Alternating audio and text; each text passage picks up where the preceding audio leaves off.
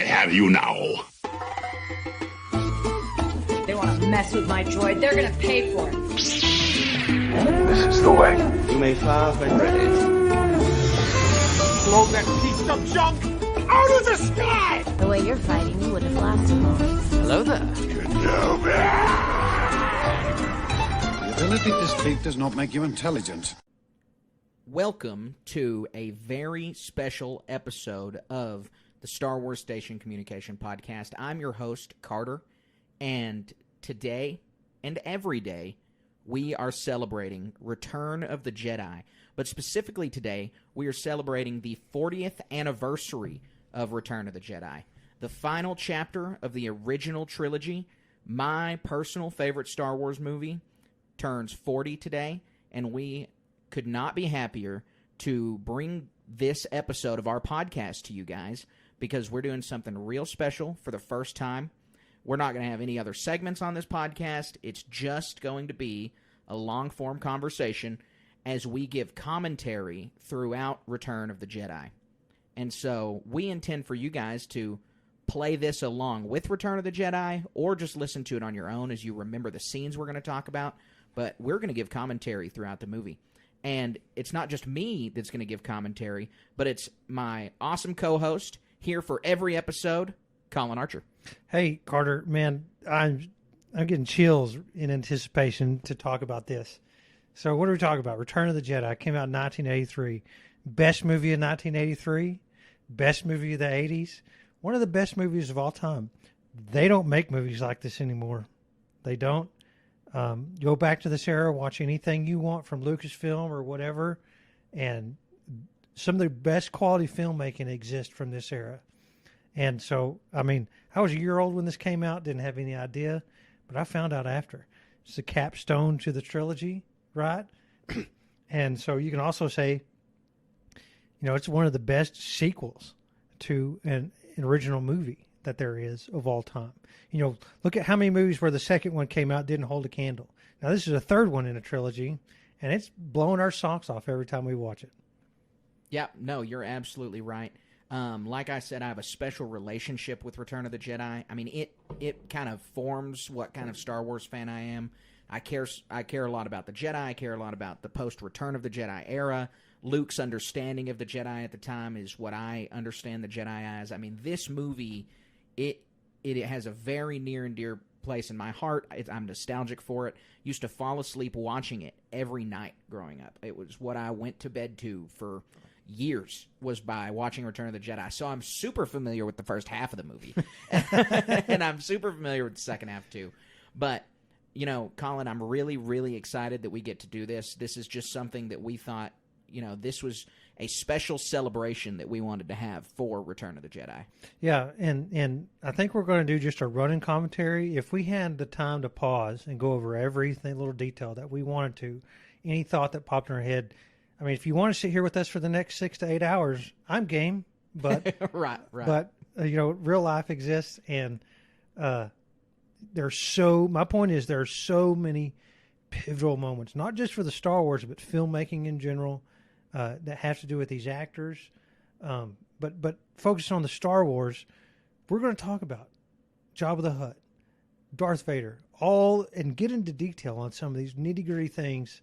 So yeah, join us, listen to this thing, and hopefully you get some insights that you can't get anywhere else. Yeah, we're, like Colin said, super excited to kick it off. We want to talk about all the practical effects they used at the time. You know, this movie had a considerably larger budget than the first two, and so there's a lot of really good practical effects, a lot of good aliens, lots of reasons for us to talk about why they did certain things and why they made certain decisions. And so we're really excited to jump into that. And like Colin said, from the lore aspect, from the in-universe aspect, I actually completely forgot to clear this with him before we're recording, so I'm just going to say it now, is Colin and I are going to play a little game as we watch this, and like everyone knows, it's the 40th anniversary of Return of the Jedi this year, so there's all kinds of Return of the Jedi stuff coming out, and one of those happens to be one of my favorite things that they publish in all of Star Wars, and that's from the From a Certain Point of View short story anthologies. And so as we sit here and as we watch the movie, we'll just make call-outs every now and then. We're going to be like, oh, I bet that they get a story in that book, or oh, I bet they're going to get a story in the Return of the Jedi book. And Right. it's just going to color our commentary a little bit as we're going to try to guess the background characters that they're going to give these stories Yeah, to. that's going to be fun. I can't wait. So, yeah, there's a lot to this. We're looking really forward to it. Please, we're going to count this down, I think. So, on your DVD player, on your Disney Plus subscription, however you consume your Star Wars, get ready to hit play. And Carter, are you ready? You ready to count this thing down and get it going? Yeah. Like we said, you can listen to this podcast just stand alone. You know, Return of the Jedi is a very memorable film, but we are doing this, like Colin said, designed for you to listen along. We want the best experiences for you to sit down with Return of the Jedi and then listen to this commentary. We'll give some clues about what's going on, like R2 and C-3PO walk through the desert or something. So you can kind of calibrate it. Maybe if you got to pause and get up or something. Exactly. There's a little bit of delay. You can whatever. And if you're listening to it in your car, just so you're not lost, maybe you didn't remember scene sequences. Because obviously we can't publish the audio. We don't. We want this podcast to have a very prosperous future, and I don't think Disney would take too kindly. And respectfully, I'm not willing to do some sort of copyright stuff that we're not supposed to. Exactly. And so we are really excited to bring this to you guys. We are super excited for us to hop in. So I hope you've had ample time to get ready to watch. If you haven't had ample time, then pause it right now. Go get in front of your TV, and we'll get rolling listening to Return of the Jedi. So, without further ado, 3, 2, 1. So 20th Century Fox. I already have commentary. It's just the 20th Century Fox sound.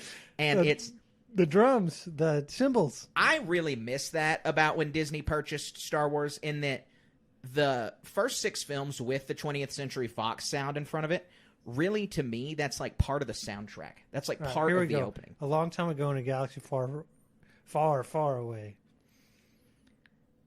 And you hear the iconic fanfare, and without the 20th century, it just feels like a lead-in. It feels like a natural pause. Yeah, and can you imagine sitting in the movie theater? This is your 3rd time sitting in there. Episode 6. 7? No, 6. Roman numerals, people, learn them. Yeah, they're important. Look, getting to go, the people who got to see Return of the Jedi in theaters right off bat, having waited 3 years, I mean, you can't replicate that experience. People are walking around, is Vader really Luke's father? Is Han Solo really dead? Like, Han Solo, that's such a big deal. And nobody knows. No one has any idea what's happened to him until they read the crawl. Right. And so Luke Skywalker's going back. That's what the opening crawl says at the very first paragraph. It gives us important clues throughout the crawl about where the Galactic Empire is at this moment, what's happened to Han, and they make sure to address that in the first paragraph. And then we just kind of get to make sure that there's a new Death Star. And this is the Tarkin Doctrine still lives. Exactly. When people come in and they kind of complain about some things that maybe weren't presented in the movies, or they say that, there wasn't enough exposition. If it's in the crawl, there's enough exposition. Like, nobody in 1983 was going around complaining, well, George Lucas didn't show us the second Death Star getting built. Like, it's okay to put some of these things down into text. Right. I really love this transition. Every one of these movies does this, where it transitions down to whatever we're fixing to see. Mm-hmm. New Hope, it's the Star Destroyer. Here we see, obviously, the Death Star 2 in construction, and it's much larger. Right. You can't tell in this scene, but from reading different things here, it's much larger. Well, and every Skywalker saga film opens with a ship. It opens with some form of spaceship on the screen. Is the very first shot every single time. And that was a really cool thing that I think George made sure to do, is that they all parallel each other in opening. Yeah. And so Lambda Shuttle and 2 TIE Fighters as a flank escort are heading towards this Death Star 2. I really love all the sounds in this that really get you, the tires on the highway or whatever it was. It's so fun seeing Lambda Shuttles. And we've heard time and time of space battling up, but even just these little things really do it for me. Flying into this Death Star in construction, there's millions of dudes on here getting after it. Yeah. There's a clear sense of dread as they play the Imperial March in this first scene, and it's really impactful to open with Vader and to open with what the Empire's been doing, show us the Death Star. Because, again, if you're seeing this film for the first time and you are unfamiliar with the story beats of Star Wars, you're sitting there asking yourself, what happened to Han Solo? Where is Han Solo? And so opening with something like this is super bold of George Lucas. Yeah, I love all these guys in uniforms, all the droids in the background, all the aesthetics. You know, they spent hours probably going over all the little fine details, how this scene looked. It wasn't the Death Star in general, right? Because a lot of stuff takes place here throughout the movie, but like the color of the deck plates, all these other things. And Darth Vader walking off the shuttle. And then you have, I mean, we've seen Vader interact with Imperial officers so much, but Moff Jerjerrod really, really sells his fear here. Like, we've been with Vader for 4 years now in universe. We've been with him for 6 in real life. And you see in this moment and in this exchange, Vader precipitates the Emperor's arrival by saying, the Emperor is not as forgiving as I am, which sets up when they did Return of the Jedi and you thought there could never be a villain as fearsome, as evil, as scary as Darth Vader. They had to one-up Darth Vader somehow with the Emperor, and this opening line already explains, well, if Darth Vader's nicer than the Emperor, then what's the Emperor like? It already gets your gears turning. Yeah. And then another thing I want to say about this scene is already we've had so many quotable lines. I hope so, Commander, for your sake.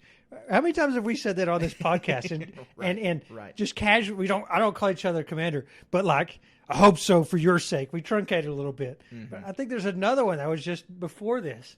That's what's so great about these movies. We quoted each other all the time. I know, it's super quotable. You talk about the meminess of Star Wars, how good lines can get quoted. I would say next to Revenge of the Sith, I think Return of the Jedi may be the most quotable Star Wars film. You're probably right. I don't know for sure. Empire Strikes Back's got a lot of quotable lines, but I would say that. So we've transitioned now to R2-D2 and C-3PO on Tatooine, going to the Beaumont Mark / Jabba's palace in the background, and you can tell all these scenes are something you don't see anymore. They've been replaced by CGI. These are matte paintings. And for something that does it for me, nobody does it. You don't see this anymore. They do. It's rare.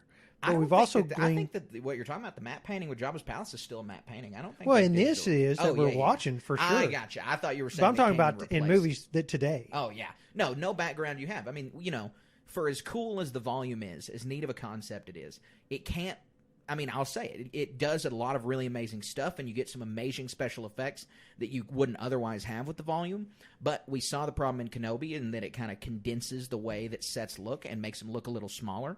I mean, this is, like you said, they have these beautiful paintings for background shots, and then up-close shots, this is all practical. This is all filmed in Tunisia, and it's right there, right up against it. It's some impressive stuff. Yeah, so pumped. I mean, really just going back and watching all these scenes, seeing this door open, seeing the droids walk, and all the little details. This is one of the blessings of when you're sitting there in the theater and watch Star Wars. It's so fun. You can go back and watch it again. Like, it's easy to gloss over. C-3PO said it the first. Chewbacca and Lando never came back from this place. Mm-hmm. And so when you're first in, you're like, oh my gosh, what's going on? And now you're walking back through, you're like, oh man, now we get to see it all again. I know. All the details and stuff. And the costumes. The drooling that they could do on the Gamorrean guards is impressive. I mean, everything. These are the first aliens we get to see. I like these Gamorrean guards better than the ones that we saw in Book of Boba Fett. Yes, I agree. These look good. And that's something you brought up. You just brought up Book of Boba Fett. That's something I wanted to mention, is that, we talked a little bit already about what it may have been like to have not seen any Star Wars other than New Hope and Empire Strikes Back before you saw this. But think about all the content that's come out since then, all the Star Wars that's been made, and how these scenes just continue to be deepened and continue to be played, and over just by getting more details surrounding them. We know the Book of Boba Fett's going to happen. We know Bib Fortuna's future. We know that in a couple days he becomes the daimyo of Tatooine. Right. And then juxtapose that with, we see 3PO and R2-D2 walking through this door, but we know 20 years ago Anakin was in this palace. We know Ahsoka was in this palace. We know that Darth Maul walked through those doors. We have so many more touch points for just Jabba's palace, and we're in the first 5 minutes of this movie. Yeah, so fun. And I think we saw when we first walked in was the Bomar monks. And I need to read a lot more about these guys. I wish I knew more, but these were puppets back in the 80s. It's so cool to see all these little things. Now we're walking into the throne room, right? And the wart dog is hilarious. But this is the best of Star Wars right here.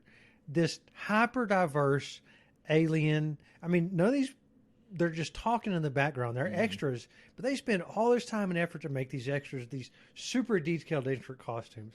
It's so fun. I mean, it's just so clear that George Lucas, by The Return of the Jedi, had mastered the deepening the universe, giving it a lived-in feel, understanding his aesthetic and his alien look. I mean, Jabba's palace is obviously on Tatooine. Well, there's a really consistent through line that you can draw from A New Hope to Jabba's palace on how everything still looks the same, but Return of the Jedi introduces newer and more concepts on the aliens, on the way Tatooine looks. Right. All great.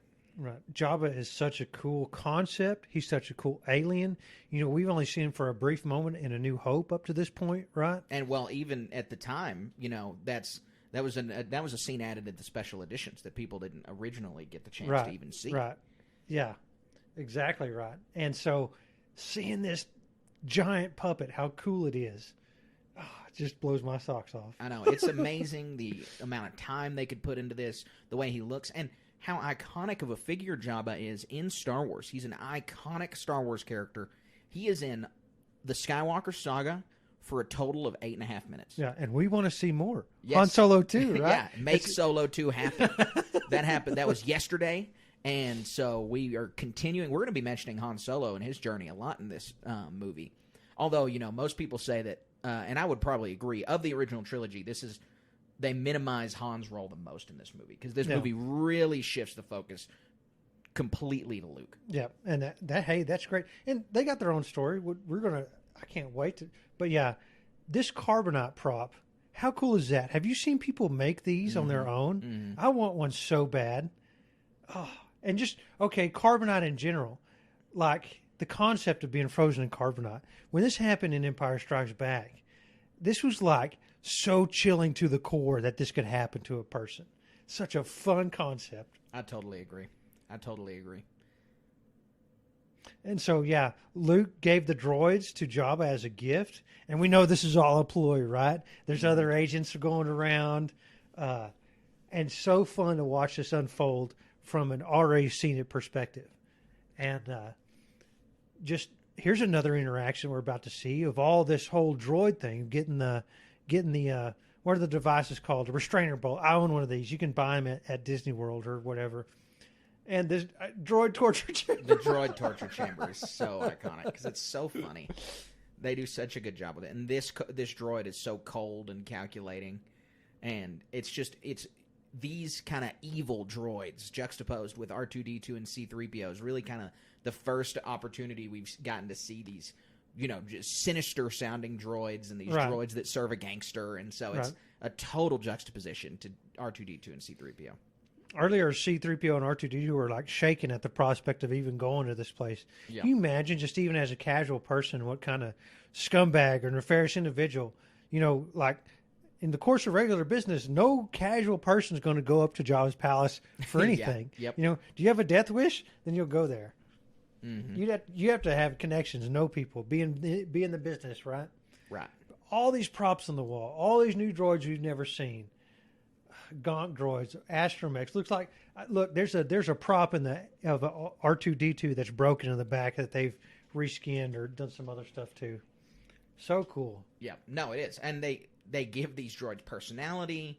He was such a good job. Here's a scene that's going to be worth talking about, because are you team Jedi rocks or are you team Lapty Neck? Because I have a super controversial take here. And I am Team Jedi rocks. You're gonna have to elaborate.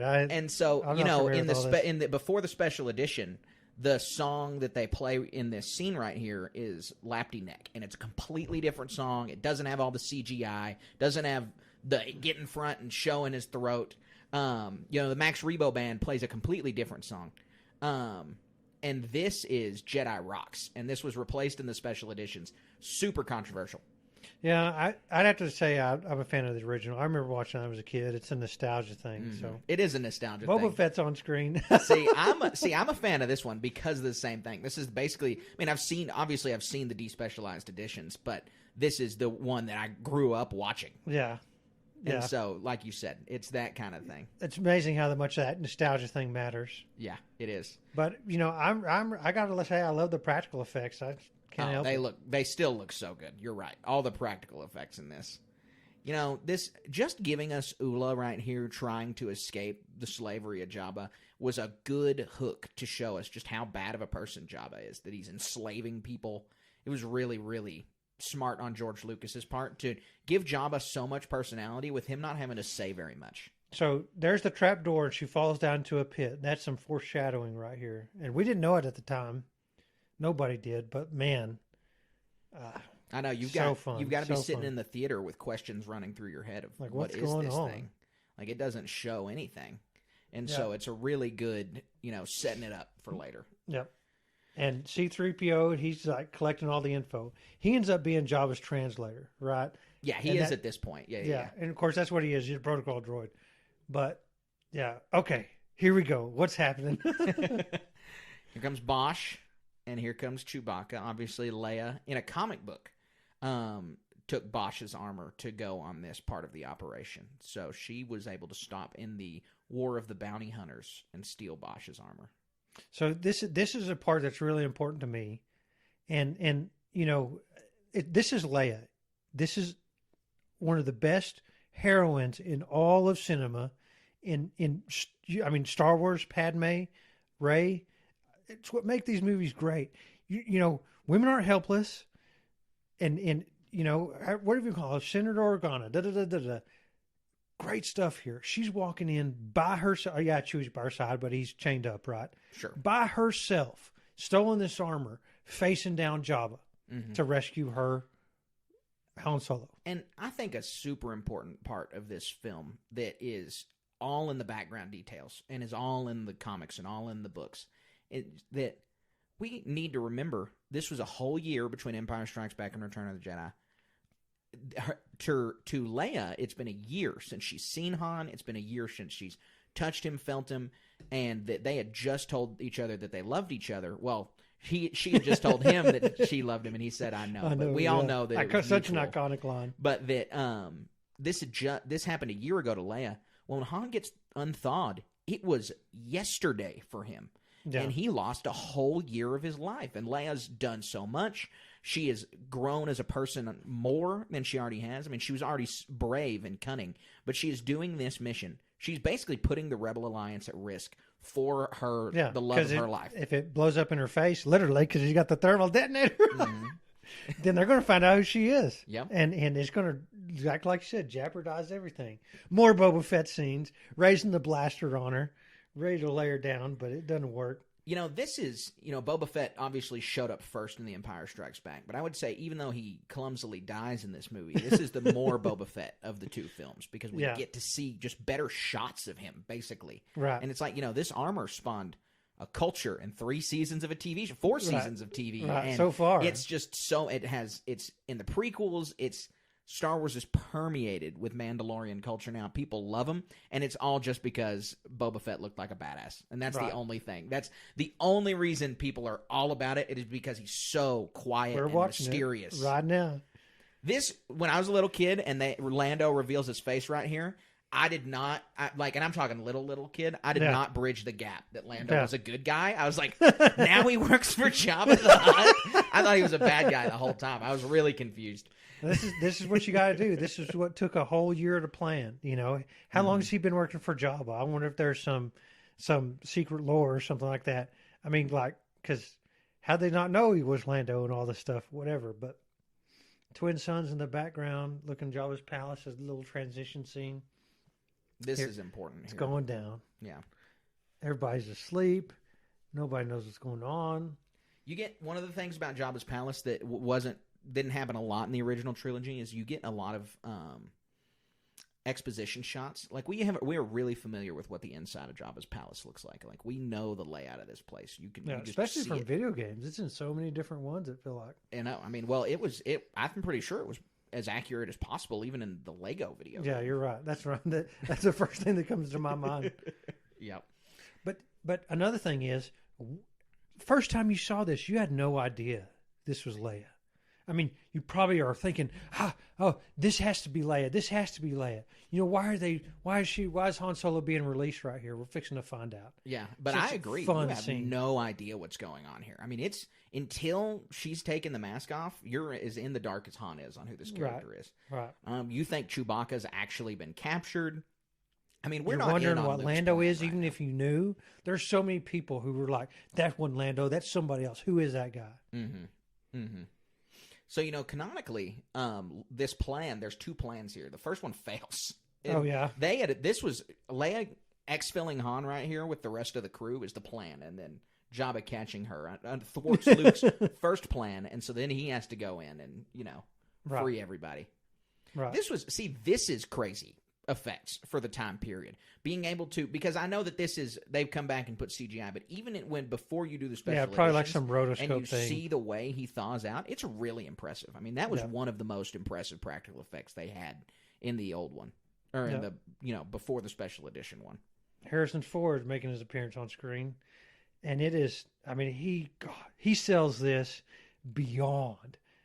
Just relax, she says. We don't know it's her yet, but he's like shaking, covered in sweat, can't see, hibernation sickness, she says. He's It's such an important, all these impressive little deals. actor, man. And this is Harrison Ford right in his prime. Like, between The Empire Strikes Back and Return of the Jedi, is like this guy at his absolute best. I love Harrison Ford as an actor. He's a wonderful actor. Here's the reveal. We know Han Solo doesn't, but he hears her voice. Mm-hmm. Chills. I know. Chills every time. It's every so time. amazing. And you can definitely see that. I think Leia, you can probably tell that she's a little bit more mature. Her hair is different. It's been she under a looks helmet. more mature. And you get to hear Han, you get to see on his face, he can't see anything, and he still embraces the love of Leia. And Right. they have moved on. You have in A New Hope, Han's completely jaded. Then you have in The Empire Strikes Back, he's like learning to love again and learning to have friends. At Return of the Jedi's point, Han is back to being who he was at the beginning of Solo, this optimistic guy who cares about his friends, he's cracking jokes. Some people were critical of Return of the Jedi that Han was too loose with the jokes. He was a little more like comedian-esque, and I don't agree with that take, but you can tell he's a little more loose because of the experiences. It's all built into the character. Right. It all makes total sense. Can you imagine coming out of that carbonite? I mean, I've already said it a bunch here. It'd be a harrowing experience. But yeah, so the ruse is revealed. Jabba was hiding behind a curtain the whole time, and this is going to be one of the most iconic scenes. Scroll through Instagram, all those pages, even tangentially related to Star Wars, you're going to see what we're fixing to see, and it's there's a lot in the background of this that we're fixing to talk about. I'm jumping ahead. I'm so excited about everything. Yeah, we have. I'm excited too. I'm super excited. The reunion for Han and Chewie right here is so important. And again, you can't understand Chewbacca at all. Obviously, we know that. Harrison Ford's acting does such a good job and explains to us what Chewbacca is saying without ever having to hear it. Harrison Ford's just the intonation and the way he interacts with Chewbacca is so amazing. And Chewbacca's so happy to see him. I know. It deepens Han's death scene in The Force Awakens and Chewie's reaction. Just reliving scenes of those two together, it's so clear how much they love each other. All right, here we go. Luke Skywalker entering the palace. Now, this isn't just any locks. Would you say this is Jedi Knight Skywalker or Jedi Master? I would say neither. I would say he is not a knight until the very end of this movie. Okay. I would say that you can't call him a Padawan because he didn't go through the training, and he's extremely powerful. And they demonstrate this. Really, the question is, does Luke force choke those Gamorrean guards? Because people talk about this all the time. Is Luke using the dark side here? Is he using it too much? Like, what is happening in this? Yeah. What do you think is happening? I think it was I think Jedi can make people pass out. Okay, so you don't think they were dead. I don't think they were choked. So I've always heard the theory that he mind tricked them into thinking they were getting choked, which I don't know. That sounds like a lot of steps to just choke somebody. I have not ever really fleshed out an opinion, but I think I would have to go with what you're saying. Is that it's more of a, because he is a Jedi, and obviously tapping into the dark side exists, and this whole movie is about Luke's struggle with the dark side. But using a force choke is a little too much. These scenes, that scene would be antithetical to any force choke. It's usually a drawn-out process as opposed to these guys just sat down. Yes, yeah, you're right. He pushes them back, they get back way quicker. This is the first reveal of Metal Bikini Leia, and she's a slave to Jabba. Obviously a horrific situation, but, this leads to so many other things we'll get to when it happens. But think of the horrific stuff she's experienced. How much time experience before she was captured and before Luke showed up? Oh, I think a couple days. I don't know how long it was. Maybe just a day, but it's still regardless. I wouldn't want to spend 5 minutes as Jabba's slave by this disgusting slug man. Yeah. I mean, it's terrible. It's obviously, this is an iconic look for Carrie Fisher. There's so many anecdotes from the set about how Jeremy Bulloch could definitely see too much in this costume, right. And that it was just it fits the movie. It fits the vibe. It obviously fits what Jabba would do, and just again seeing our heroine like Leia like this is just highlights how evil and how bad of a person Jabba the Hutt is. Right. Yeah, it's probably controversial for the day. It's probably controversial today, but this is what it is. I don't think you can't take that out. It is an important part of the movie. And this part, where he cannot mind trick Jabba, and Luke fails the mind trick, then threatens him. Now he's dropped into the Rancor pit. And this with a Gamorrean guard, an amazing scene. This is exactly what I want to see, because the puppet that they use for the Rancor is so impressive with the way that they motion the whole thing, the way they could capture its movements and make it look fluid and terrifying. Yeah, this is very, very good. Yep, and so this is one of the, outside of other harrowing scenes of like Leia being captured and stuff. This is it right here. This is a high peril. It's hard to even fathom. It doesn't register, and I think that's intentionally so. But Luke doesn't have his lightsaber here. This wouldn't be a thing if he did, right? Right. But it's just him. Well, and in so much of the source material that happens after, in both Legends and canon, like this, Luke's experiences in Jabba's palace are extremely impactful to him. Like this fight with the Rancor he was so close to death. This is one of the, like you said, most harrowing experiences Luke Skywalker has had. And he has to perform so many times throughout all of the Tatooine scenes. The first third of this movie basically exists to show us how powerful Luke Skywalker has become. Right. Right. And how clever he is. Doing the thing with the chicken bone, putting it in his mouth. It was really it was really well done, kind of showing the Jedi cunning and that he doesn't need his lightsaber. And when you're seeing this movie for the first time, you're like, where's his lightsaber? Why hasn't he taken out his lightsaber? Right. And then it's probably something tainted from what we've seen recently with Grogu, is he's not trying to tame it, right? Right. So that's obviously not one of Luke's skills that he's adept in. I'm sure he could do it if pressed, but obviously our Rancor would be a little too much. The animal handling thing that has become, Cal Kestis has it, Ezra has it, Grogu has it. It's like a chic thing to give modern Jedi. Right. Like a Disney Jedi are going to have this animal. Rey had it. They're going to have the animal taming skill. For some reason, it's just become. It's convenient for storytelling purposes, obviously. To talk about the Rancor and to talk about the beasts in Star Wars this is for me probably the most iconic beast scene in all of Star Wars. Second only, or first obviously, but the next would be in Attack of the Clones with the Nexu and. I wouldn't say that. I would think in A New Hope, the trash compactor scene. That's a good one. That too. one highlights, and the Exegorth in The Empire Strikes Back. The Wampa in The Empire Strikes Back. But shut my mouth. I'm not saying. Attack of the Clones is. That was the beast scene because it's mini beasts. Like we're introduced to multiple ones. Well, that's what's fun about Star Wars. You can have all these different beasts, and it's such a fun aspect. Well, that is an important aspect of Star Wars. That is something that honestly, I think everything that all of the movies, that have been made since the original 6, I think that's a language that they've still been able to nail. So- is this, language of animals and language What's the of book we're beasts. talking about? I know this is a Glupshido in general, but Oh yeah, Fakpov. Yes, this is he's absolutely going to get it from a certain point of Absolutely. view. The Beastmaster, the Rancor Tamer, he is absolutely getting from a certain point of view. has to. I mean, because Rancors, between this and Book of Boba Fett, it's such a desired beast. I don't hear people much talk about, this or that or whatever.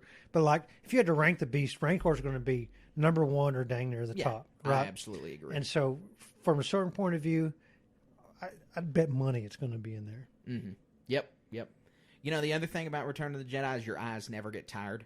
You can, even if you're not even focusing on Luke or Han or whoever's in the middle of the shot, you see so much in the background the whole time. Right. Like this little thing right here, living on the wall, about to lick C-3PO. I mean, you don't notice that on your first watch through Earlier, Return of the Jedi. what's the species of the pod racer guy that is the bad guy in Sebulba, a Doug.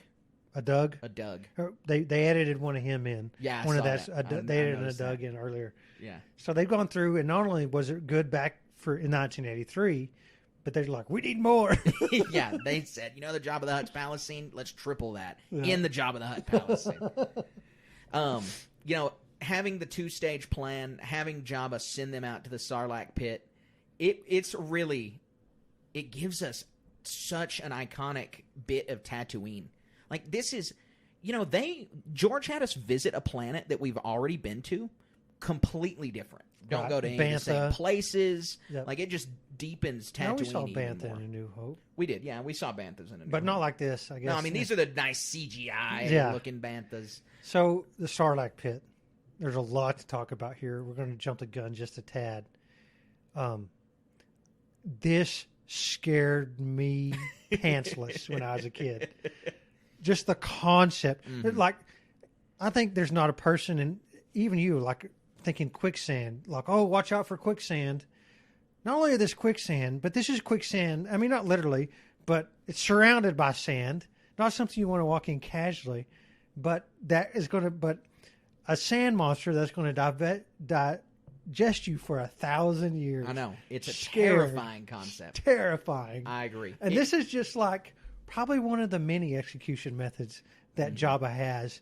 And when he wants to be particularly cruel to somebody who's crossed him, here's what he does. When someone criticizes a new element of Star Wars that's, I don't want to use the word goofy, but that's like really far out there. That's like, well, why does this exist? Like, I just remind myself of the Sarlacc pit. I'm like, if that thing exists, if the digest you for 10,000 years hole in the ground mouth exists, then anything is probably okay. And then it's a character too. It's a Glupshido. It is, yeah, it absolutely is a And Glupshido. There's a whole lore on how this thing reproduces throughout the galaxy, right? And so, it's going to have a fact. Yeah. Yeah. So is that that was the what you're question. getting to? Yeah, Sorry. that's the question. Sorry. Yeah, it will. It totally will. It's such a cool opportunity to have these things. Like, maybe it's sentient. Why is this one on Tatooine? Okay. Right. Next question. Are you pro or anti beak? Oh, I'm pro beak.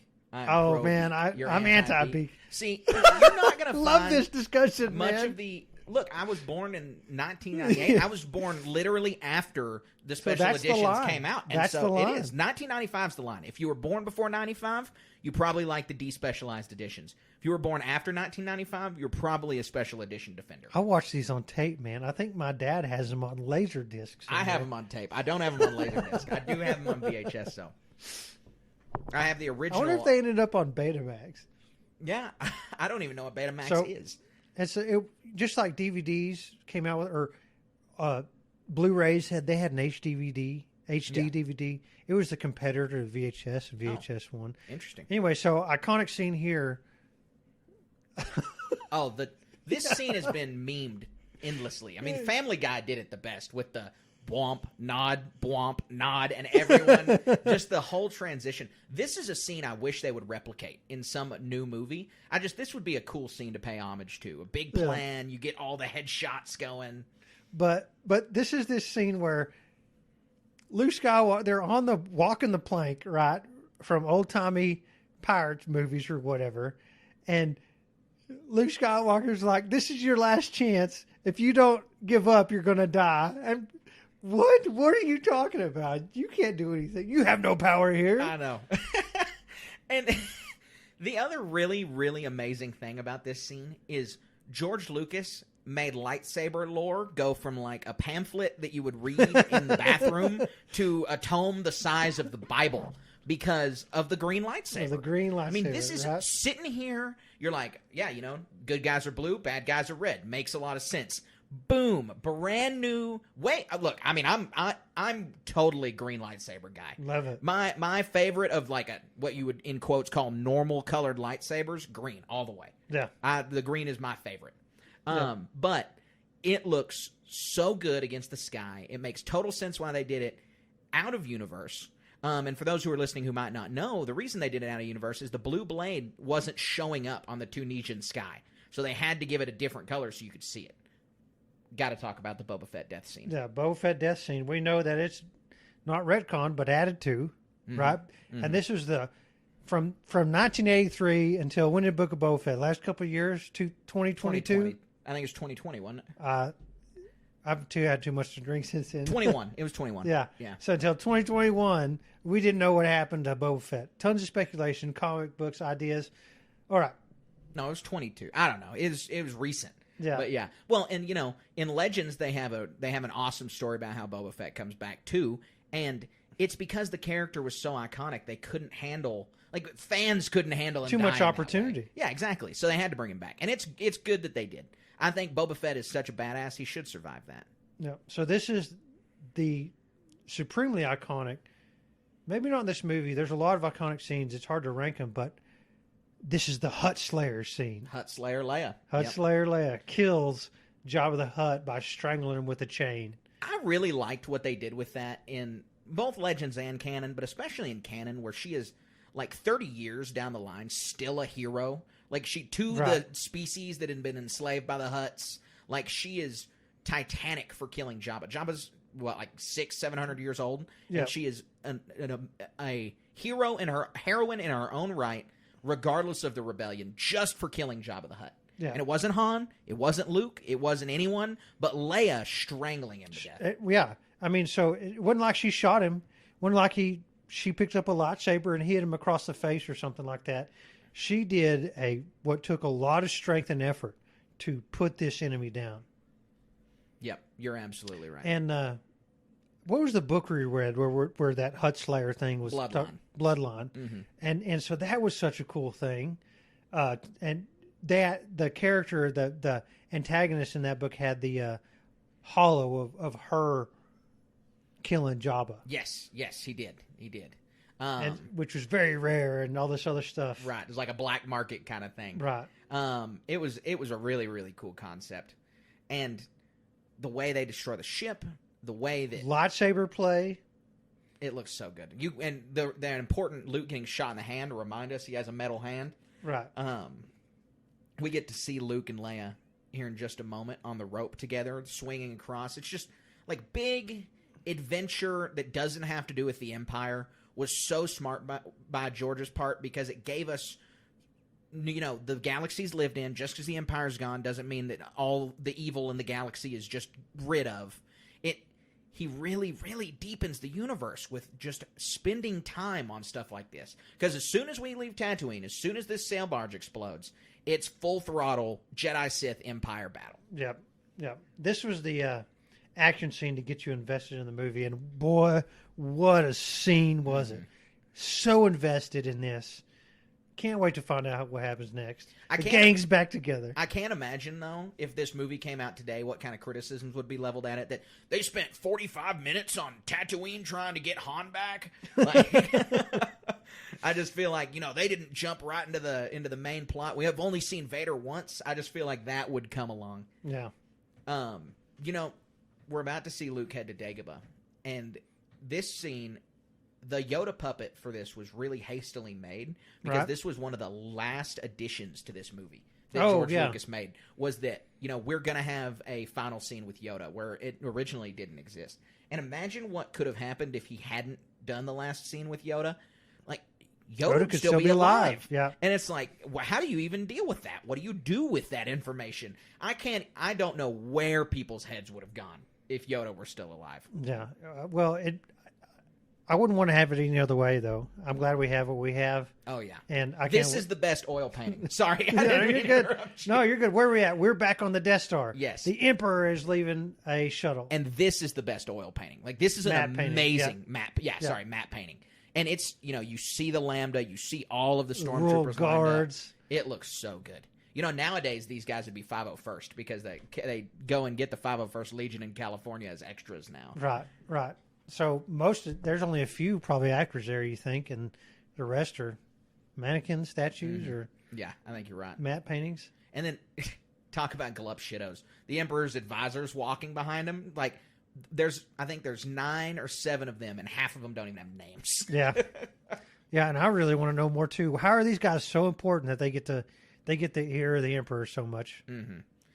And this is, first time we get to see Ian McDiarmid, the Emperor, on screen. Outside of a hologram, right? Yeah, and, before the special editions, it wasn't even Ian McDiarmid in the hologram. And yeah? Yeah. And, we see in the hologram the Emperor on this giant, huge, imposing head. Is he really that big? I mean, no one thinks that because Leia's hologram's small in A New Hope. The whole Snoke scene in Force Awakens is reminiscent of that. Mm-hmm. It is. This scene right here of them walking through the Death Star is really important. This whole movie is important about building the Sith myth, like building all of the lore around the Sith and showing us what they are, that they're just these purely twisted, evil people who are the antithesis of the Jedi. Because when A New Hope came out, the Sith didn't exist. Darth Vader was a bad guy, but we didn't really know anything about him. Right. So back to Dagobah, back to Yoda. Yes. I can't wait. Imagine sitting there. You get to see this. We're going to repeat that line 1,000 times because we wish we could go in a time machine and sit in the theater and experience this for the first time. Oh, my gosh. Mark Hamill does such an amazing job acting these scenes because another fun fact that people might not know is that Yoda's dialogue is not in these scenes. Like, they came back and did this post. They came back and dubbed over it. And so Mark Hamill is talking to nothing. Nothing's responding to him. Like, he's just acting to the puppet that's not saying anything. It's really, really cool on his part that he was able to do that. So this is where we find out when 900 years old you are, right? Which blows your mind that Yoda blows could be your 900 mind. years old. It's like, he looks 900, but didn't think he actually was. And so it's really, really amazing that he is. And then, Luke doesn't even believe it. That Yoda is so strong with the Force. He's so in touch with the universe that he can't die. And, as we know, Yoda doesn't actually die. He becomes a Force ghost. But... So Luke has been pulled in so many different directions. He was called back to Bespin to help save his friends from Darth Vader, face down Darth Vader. And he's wanting to continue his training. And Yoda's like, I'm sick. Yeah. Too bad. And you don't need any more training. Yep. He's, you want to, and for our listeners who are watching with us, and for you, Colin, I don't know if you know this, if you want to bawl your eyes out, I'm about to make you do it. The blanket that Yoda has on him during this scene is actually Qui-Gon Jinn's robe. Oh my gosh. Yeah. It's his Jedi robe. That's I've never heard that. In canon, yeah. It's super sad. I mean, it's just sad. like really, really sad. So that's like his final test. You must confront Vader. Mm-hmm. That only will a Jedi use. And that's why at the beginning, you ask, is he Knight Master? I think that he's not a fully fledged Jedi Knight until he confronts Darth Vader. Yeah, excellent. All this dialogue, the last of the Jedi you will be, has caused a lot of problems for everyone who's a Star Wars fan since the prequels because, this Jedi survived Order 66. Oh, this Jedi survived Order 66. And a lot of people say that it, dilutes Yoda's line here. I don't think it does. I don't think it dilutes the sacrifice or the line. Yoda is not all-knowing. Yoda knew about Ezra, and he knew Ezra was out of the galaxy, but Yoda is not omniscient. He's not omnipresent. Yeah, this is the confirmation. Luke asks, is Vader my father? And Yoda's like, let me go to sleep, dude. Finally gives in. Yeah, he is. Yeah, he'll finally admit it. Man. It's sad because Yoda thinks they failed now. Yoda thinks that it's over. It was so important to him and Ben that Luke not know that truth. Yeah. Because it was going to minimize, it's going to be, now he's attached. Now he has an attachment. This is a problem for the Jedi. Previous to this. Right. And so like they wanted Vader dead, right? They needed that final confrontation to. Yeah, Ben does not believe that Vader can be redeemed. He has, and, from the events in Obi-Wan Kenobi, who can blame him? And Yoda has had no interaction with him and also doesn't believe that he can be redeemed. They already tried that and failed. And so now it's, Yoda and Ben, while amazing Jedi, and I think Jedi to the end, they definitely were misguided in the fact that they were telling Luke that he could not redeem Vader, but that he does. And that's the most important message, is that Luke proved them wrong, that through his compassion, and that there is good in people always.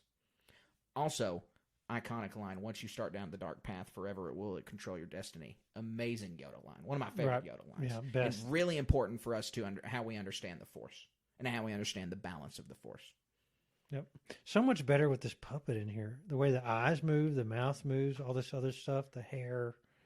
I love it. They did a really good job. I did not like the original, the Phantom Menace puppet. I'm happy that Yoda during the prequels is CGI, and obviously for some scenes he just had to be. But for these movies, and the older, more decrepit Yoda, the puppet looks really, really good. Decrepit Yoda. Yeah, there's no other way to put it, right? But this is the final wisdom of Yoda. I mean, he's warned about the Emperor, passed on the wisdom, all these other things. These are the final commandments, if you will, right? And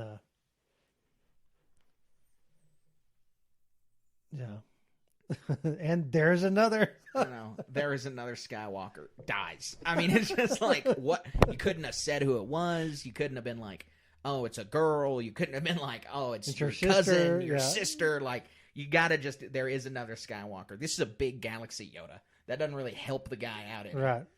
Right. This scene, when I was a little kid, this one really got me. It made me really sad when Yoda died. Yeah, and Mark Hamill did an excellent job acting this. Just the realization that hits him in waves when Yoda dies. Yeah, no, you're absolutely right. Mark Hamill, again, he's acting with just a puppet, and it looks so good. And then the slow disappear and the blanket fading, akin to Obi-Wan. So he's already seen this, right? Mm-hmm. The clothes disappear with him, so it's not 100%, but still. Yeah. It really is so sad. And then that hut was just gone forever. I mean, it's, the fire goes out, and I'm really curious what the status of Yoda's hut is in canon, because we don't Legends, know. It's in just Legends, destroyed. we do know. Yeah, it's basically mush. And a couple of years after, because he lives in a swamp. Right. The weather's got to be terrible there. You need somebody to upkeep it. Mm-hmm. Got to be so much work to upkeep that little hut.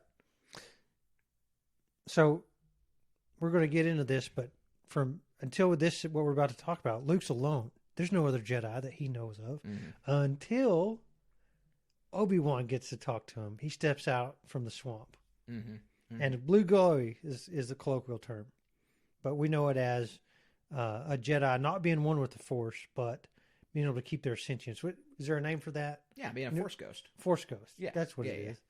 Well, but I thought there was something more to it, like the ritual we saw in the Clone Wars or something. No, I think it's just I don't know. I'm as far as a name for the Force power.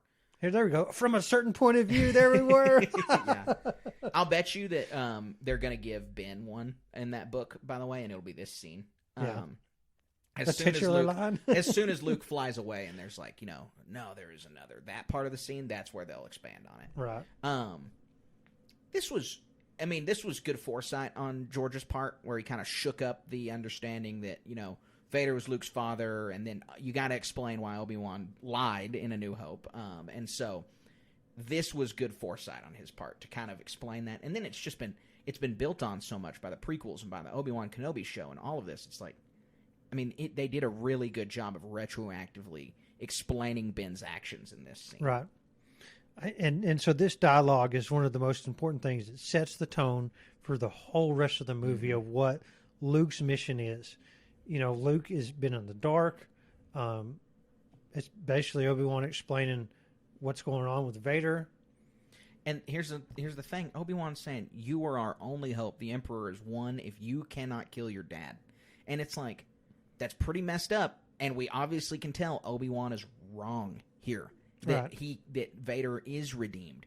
Luke being who he is and having this optimism and being a true Jedi to understand compassion, to understand that there is good in his father because there's good in everybody, is essential to the understanding of the Jedi. And that's what was lost along the way in the prequels, was this, and after the and during the Dark Times, was this compassion that the Jedi needed to thrive and survive. And Luke reignited that. Right. And I don't believe he would have had that without having been raised to the age of 19, without knowing about the Force, having not been brought up as a Jedi from the very beginning. I think Luke wouldn't have been able to use his relationship with Vader and use his attachment to bring Vader to the light. Yeah.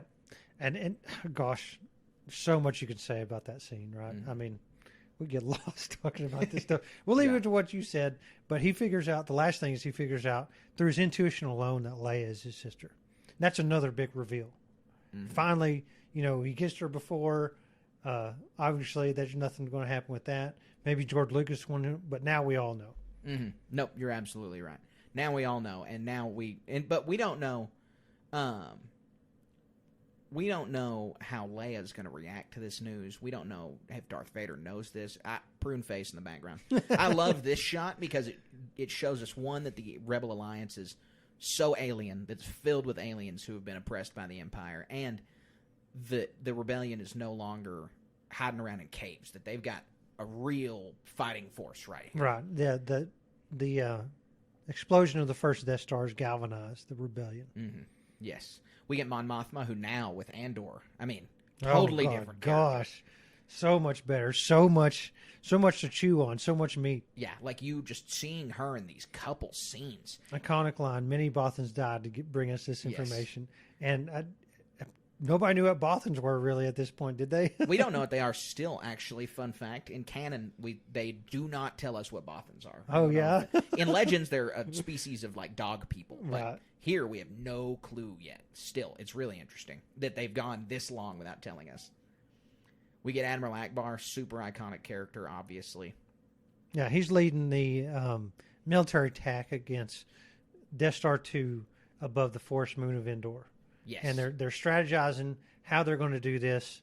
And this is like an in-between scene, but all these graphics back in the day shown on the screen, how they're going to do this. So fun. They have, this scene right here, with how diverse it is with the aliens and the people and everyone in the background, is there's totally going to be a fact pod from Prune Face in the back right, and Nian Nun's going to get one, but he's not going to get one until they're in the cockpit of the Falcon. I guarantee it. Right. I bet General Nadine's comes right here also, because I think this might be all that he's in.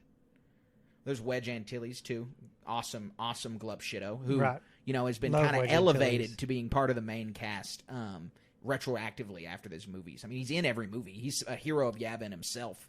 Yeah, and in the sequels, right? He is in he's in the Rise of Skywalker. No, he's a gunner in the Millennium Falcon. Yep. Han being a general and leading this strike team, and Lando being a general, and just everybody of the original cast coming to their own and leadership in the rebellion. Like, this is it. Like, I understand that the rebellion won at the Battle of Jakku in canon. They won, 20 years later in Legends, but everybody knows that the Battle of Endor, like this, it is all building up to this. It is so amazing. Everything they do, getting to see all of them reunited on screen right here, and for the first time, all of them reunited in this episode, because, we've never seen Lando and Han and Luke and Leia and everybody together in the same scene until we see them on the sail barge, and then we get to see them steeped into the Alliance right here. Right.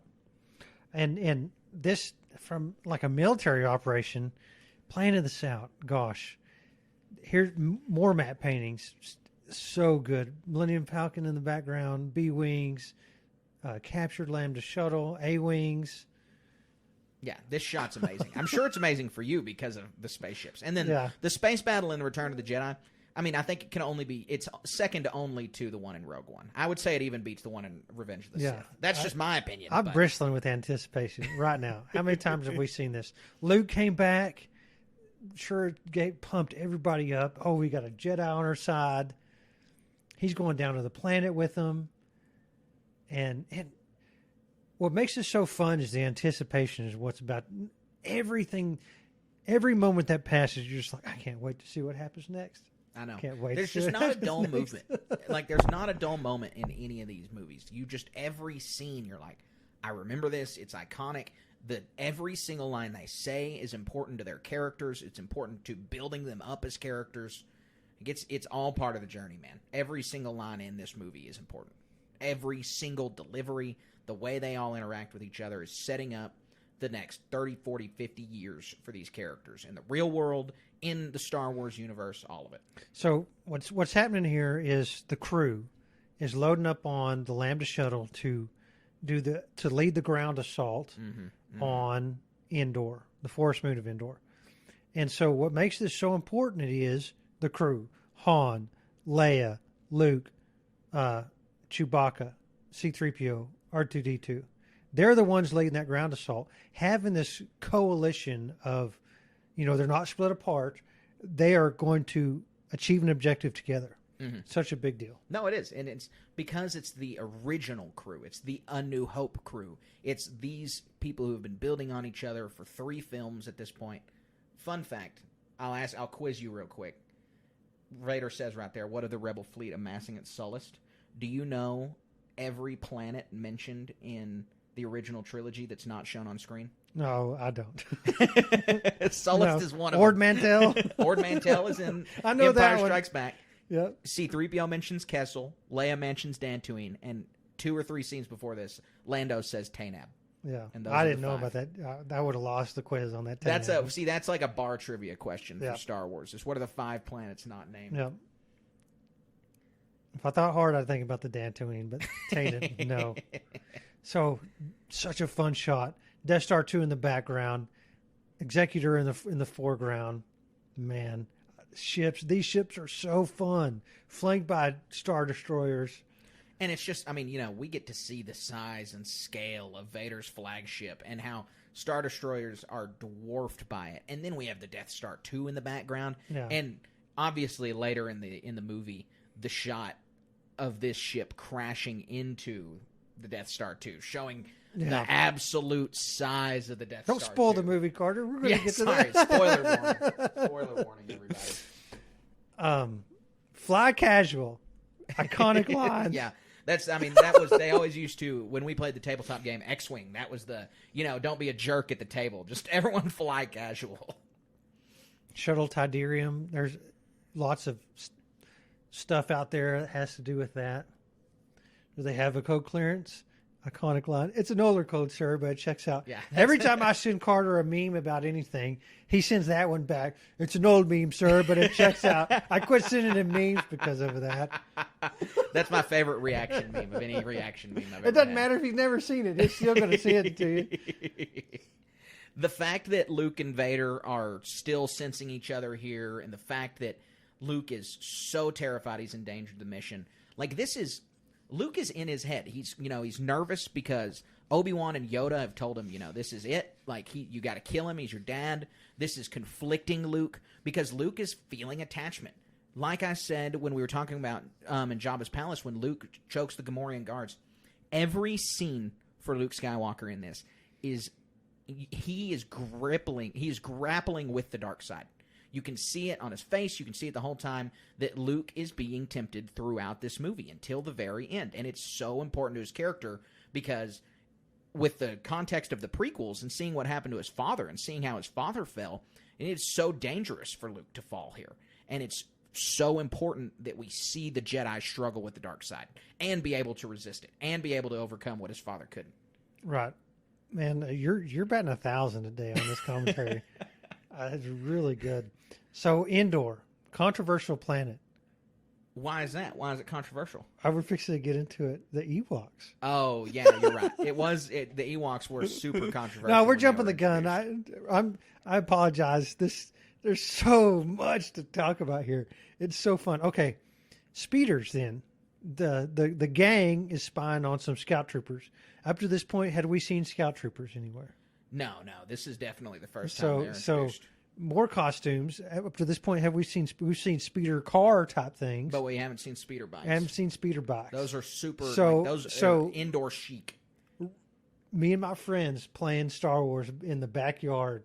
Who was you stick horse speeder type thing? Yeah. Oh my gosh, how fun! Yeah. No, I mean it's so easy because Star Wars sets up this amazing make-believe universe for yourself to be able to be immersed in to do stuff like that. Yeah. When you're a little kid or when you're our age with your kids. Yeah.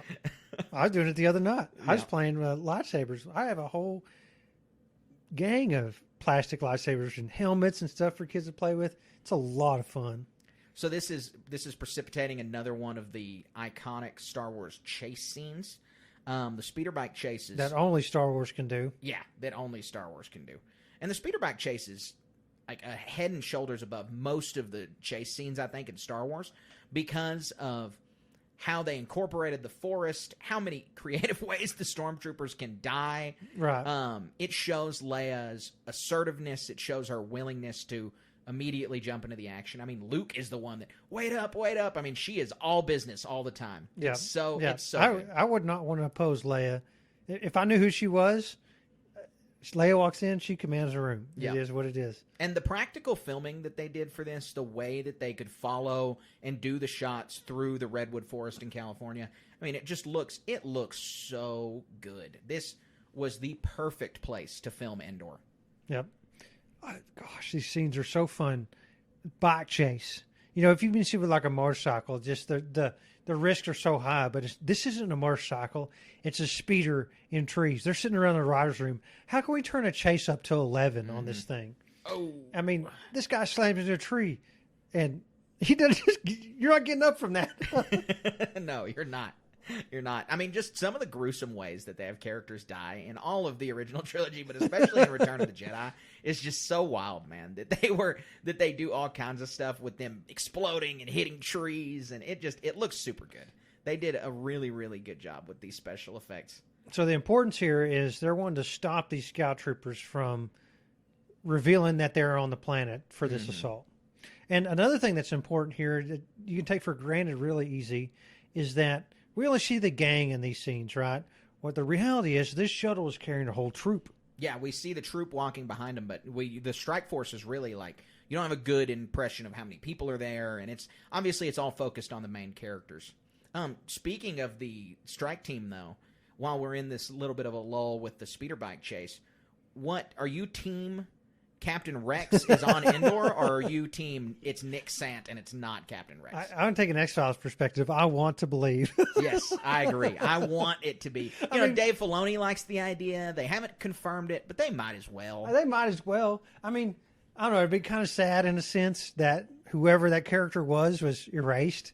But come on, man. Captain Rex. Come on. How many people out there, Nick Sant is their glup shit? Like, no Nick Sant, no Star Wars for me. Like, it's just, I mean, obviously Rex, an iconic character in his own right, has become a massive Star Wars character for a lot of people that love the Clone Wars, that love the concept of the clones.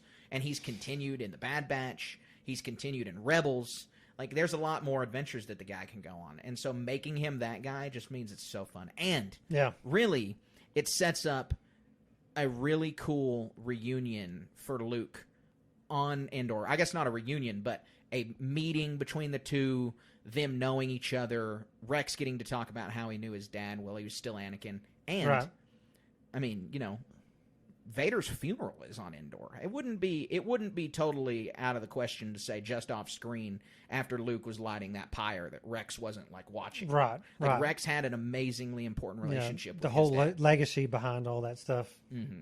But that only works if he's on Endor. So I'm totally like you. I'm a believer. Right. So they've thwarted all the bikes. Leia, she got kicked off somehow, and she's just basically passed out somewhere. And so she's off on her own. The rest of the gang is wandering around. And we're fixing to see what happens. This is so fun. It is so fun. It looks so good.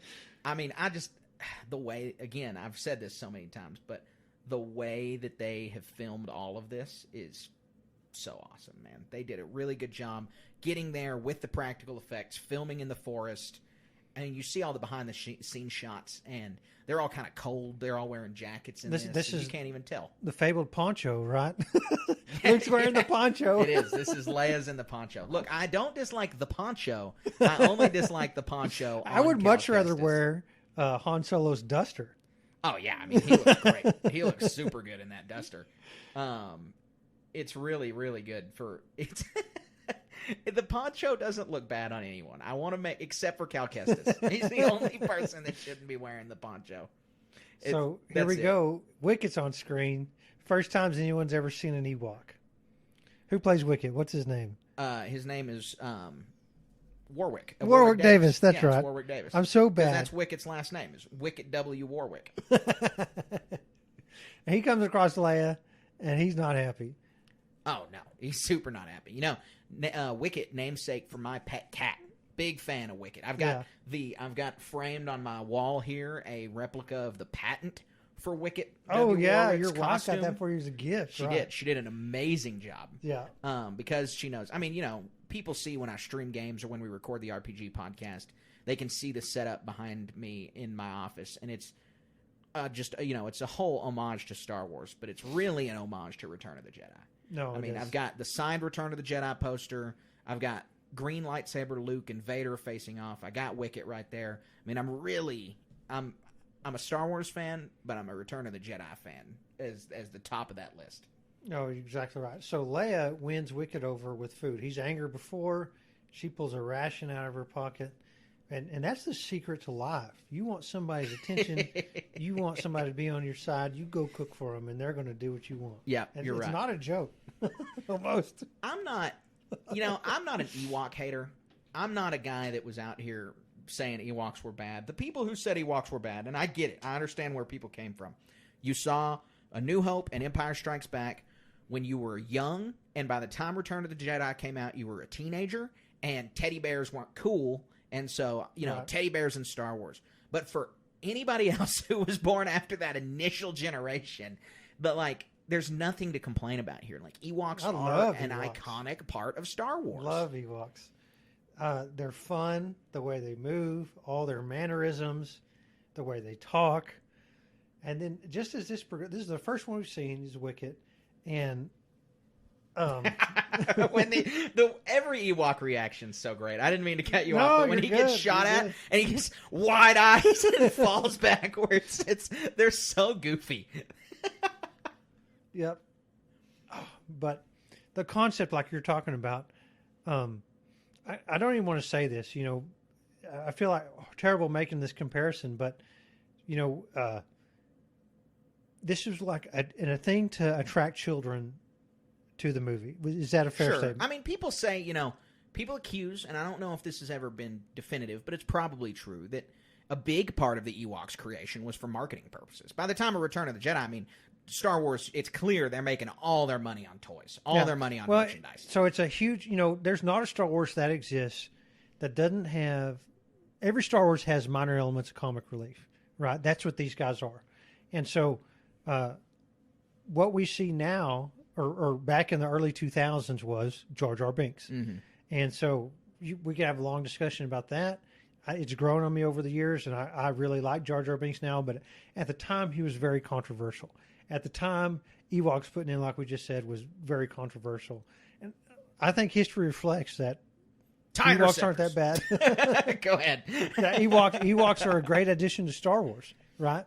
They're not silly. No, they're serious, and there's good in-canon explanations for what they're capable of, and we're going to get into that. I totally agree. There's nothing silly about the Ewoks. I don't think, is in the real world, these little teddy bear creatures taking down this technological empire, sure, a little goofy, whatever. George Lucas wanted this. George Lucas cared so much about practical, low technology guerrilla groups being able to take down this technological menace. Yep. It was super important to him to be able to, and that message continues to permeate Star Wars in a ton of ways. I mean, you mentioned Jar Jar. You see the battle in Naboo. That's the Gungans are using these weird energy weapons against the very clearly mechanized separatist forces. Right. So we're back on Death Star 2 in the Emperor's throne room.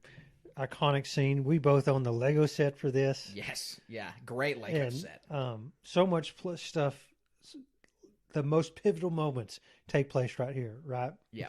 I mean, the throne room scene just the window alone is iconic, but the whole look, the chair, is so menacing. It's so imperial. If you could buy one of these chairs, would you own it? Put it in your living it'd be room? installed right here, where in the podcast studio.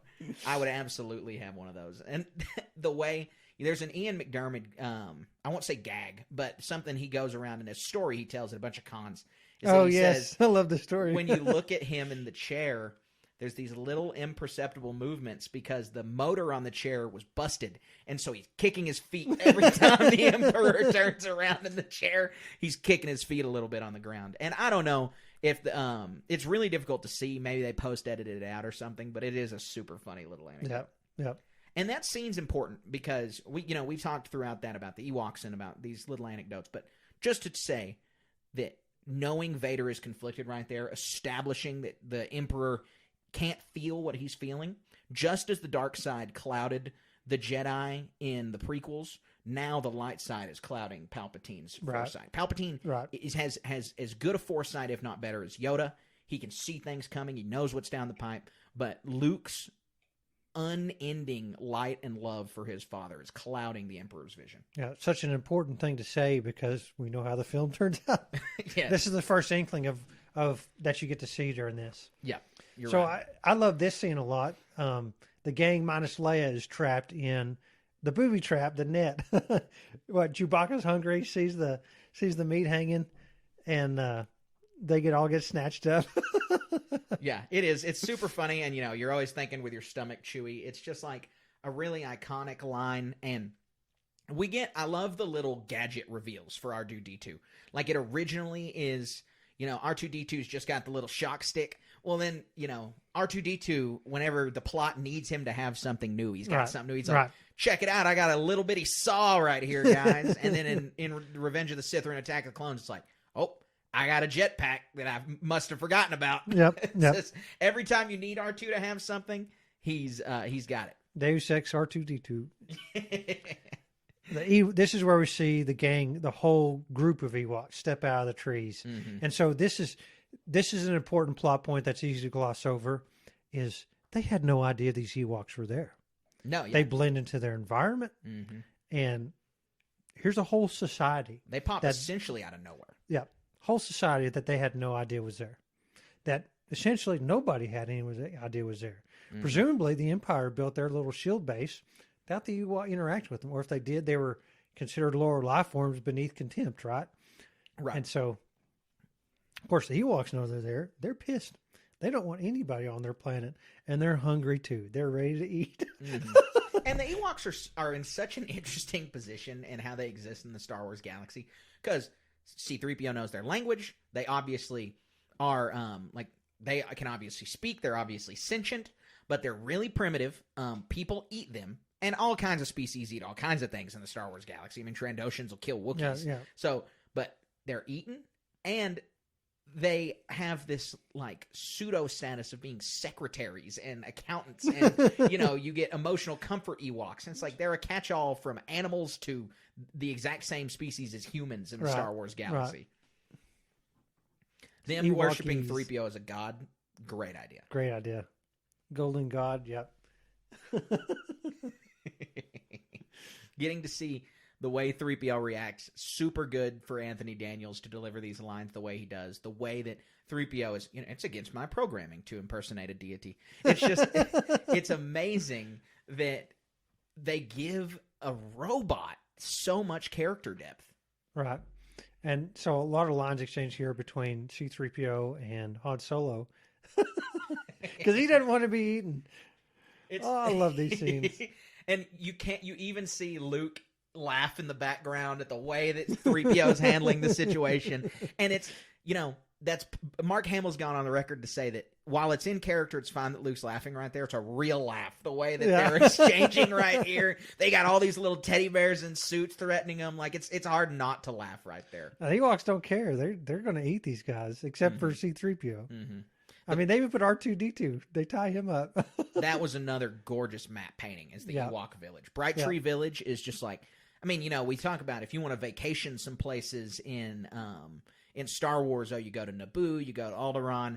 I mean, I wouldn't mind a camping trip out there in Bright Tree Village with the Ewoks. I think they exist in South America, but this was also one of the things. I had a treehouse growing up. Mm-hmm. It didn't look anything like this. I wish it would have, looking back now. Right. But this was the fantasy of how cool would it be to live in some treehouse village like this. There's another scene in the Robin Hood Prince of Thieves with Kevin Costner where they do stuff like this. Mm-hmm. It's so fun to think about, like just living up the trees, away from everything.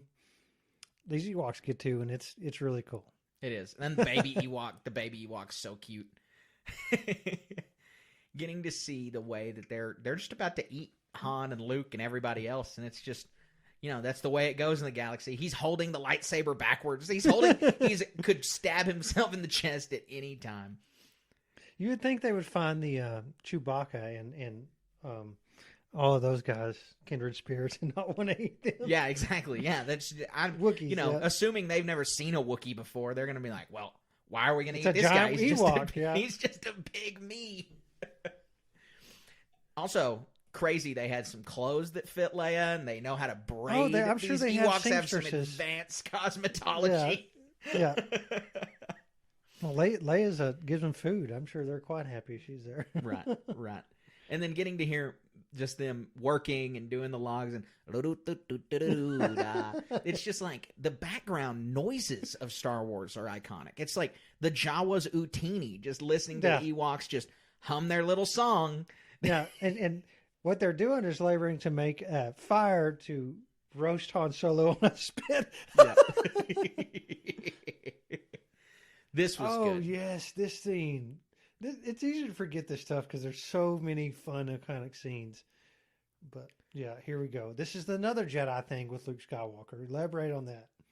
The thing about it is we get Luke Skywalker's character in A New Hope, and you wouldn't look at him and call him cunning, I don't think. You wouldn't be like, Luke's not dumb. I mean, I'm not saying that at all. But Luke, over these last 4 years, and I don't know if this is just a Jedi thing. This I would blame more on Luke's service in the rebellion, is that he has become so cunning and he has become so able to think on his feet. And it's probably by hanging around with Han Solo, because that's Han's thing, is he's able to think in the moment. But Luke employs these ideas of using the Force to levitate 3PO, but just so, like, Luke's not busting out his lightsaber, chopping up Ewoks. Luke's not moving the logs to where they're not going to catch him on fire. Like, he is thinking on his feet of a way to, manipulate these little teddy bears and save their lives. Exactly. And so it's Luke's cunningness, while also being of his Jedi heritage, I think really comes from his service in the rebellion. R2-D2 shocking the Ewoks. That one's an awesome scene too. It looks so good. Yeah. Just like R2-D2 fighting Yoda. Anytime you get two small creatures fighting in Star Wars, it's really good. It's a really good time. Like the what's in The Last Jedi, they got the little alien putting coins in BB-8. Every time two small characters interact, it's funny. Right. I love, and the way there's so many Ewoks moving around, so many little people in these costumes that just bring so much life to this race of beings that we've never seen in Star Wars before. Right. I love 3PO telling the story here because we can tell what's going on. And it's fun. It's been 4 years. 3PO conveniently sums up just the events of the movies. Yeah. and they go really quickly. But the sound effects. The way he does the sound effects is so cool. I mean, the lightsaber with his hands just thrown in the air. I mean, it's so cool. 3PO's, and he's a good storyteller. And he says, I'm not any good at telling stories. He's amazing at telling stories. Can you imagine if you had that capability in real life? There's an idea. Let's make a robot that looks exactly like this just to tell stories to people. Yep. Clean up. Somebody do that. Sound effects. Some listener out there, you could take that from us. Get after it. Yep. I'll buy one. You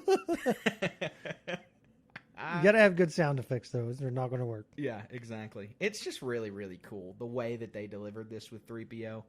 Communicating the story to the Ewoks in this way they're going to understand. Super, super So this is part of what, I assume they don't know who maybe the Empire is. They're just some guys who show up on No, their I planet. do think they do know. Yeah, exactly. Yeah, just some guys who showed up on their planet. Yeah, and they know that they're bad. They don't know what the galaxy-wide repercussions are for the Empire is. So this, I mean, like, for all these guys know, their history could exist over thousands of years. Some visitor shows up who has advanced technology, decides it's not worth being here, and goes away. And presumably you can say that is true for the Empire as well. But now with C-3PO telling the story as good as he did, it's like, hey, we need your help in thwarting these guys. Because also, presumably, these guys have intel of what the Empire has here and what they're capable of. Yep. Yeah. No, you're right. I mean, they've been having to live with the Empire for however long they've been constructing this second Death Star on their planet. Like, they're going to have a lot of knowledge forced in their operations that they can use. Like this right here, the scouts are going to show us the quickest way of the shield generator. It's like, these Ewoks obviously know that. They've lived on this planet for thousands of years. And they haven't been snatched up to be slaves. There's thousands of Wookiee slaves on there as we speak, right? Potentially. Or not. I don't know. Maybe that was the first one. But hopefully not. I mean, this is in construction. This is back to that whole clerks. The contractors knew what they were doing. Right, exactly. Did they blow up a bunch of contractors? Which they answered with Finn's character in the First Order. He was a janitor, so you can assume that all of the jobs are employed by stormtroopers and Imperials. Right. This is important. We got to talk about the twins and the conversation here, the reveal, because Leia talking about remembering her mother. Until the prequels, there's no issue here with this. Because, maybe Luke and Leia got ripped out when they were 1 or 2.5 or whatever. Right. But with the prequels, everyone is like, doesn't make any sense. George inconsistent. But it's not. Because obviously she's feeling the echoes of her mother, these visions. She is a Force user. This is reinforcing Leia's Force sensitivity. And this is, we're not spending a bunch of time on the other movies. Everybody who listens to our podcast consistently knows The Last Jedi is not my favorite movie. It is my least favorite Star Wars movie, but I still like it. One of the criticisms people always level at it is Leia shouldn't have done what she did with the Force. It's ridiculous. We totally had indication that Leia was Force sensitive from Return of the Jedi. Right. No, you're right. I have long debates about that.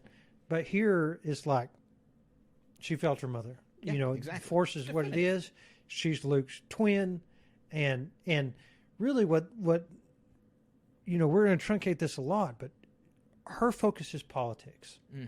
And so I think there's plenty of arguments to be made that she used her Force abilities to get her way politically. Oh, yeah. I totally think that's backed up by the Bloodlines book. I mean, it's her she is like a charismatic Jedi. I mean, she reinforces, and she can slightly manipulate people's feelings. I mean, it's not overt like moving some object around or adeptness with a lightsaber, but come on.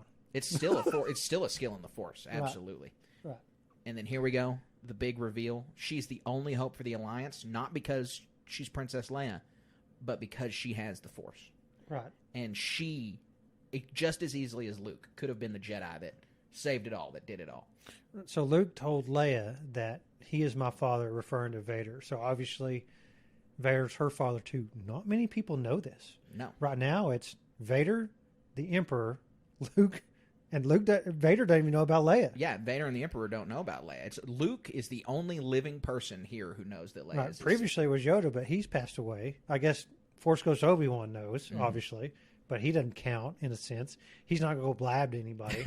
Right. But this is a big deal that is easy to gloss over, is what that information means to the galaxy as a whole, that you can find out in the Bloodlines book. Yes, yeah, you can, because it's a big deal. It's a big deal in both continuities, in canon and Legends, that when it's revealed that that Vader is Leia's father. And even in this movie, Han doesn't get the reveal. That reveal comes in the Princess and the Scoundrel book. But Han, obviously, the love of her life, he is immediately finds out later. He finds out at the end of the Battle of Endor, and he's totally like, whatever. Like, it takes him like 'cause 5 he knows minutes her to heart. process it. Right. Exactly.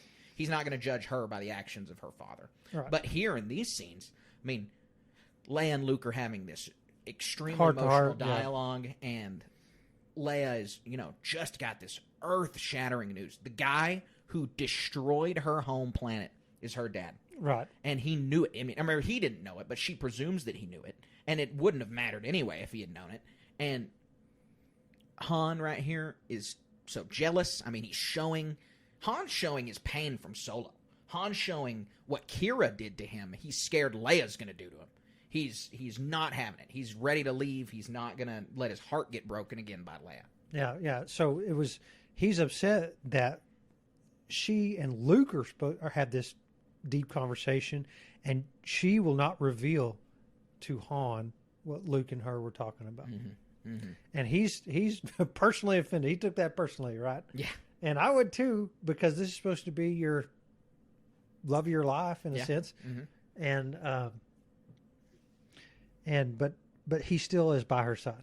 Yes. Yeah. He does not walk away. He comes back because he knows there's more going on here. Yeah. And Han Solo went from, and I'm going to butcher this line. You can probably say it better. There's nothing good. You have to have a blaster by. What's the line? Blaster by your side. The Force is hokum and all that stuff. The Force is no match for a good blaster. Exactly. That won't stick in my brain for some reason.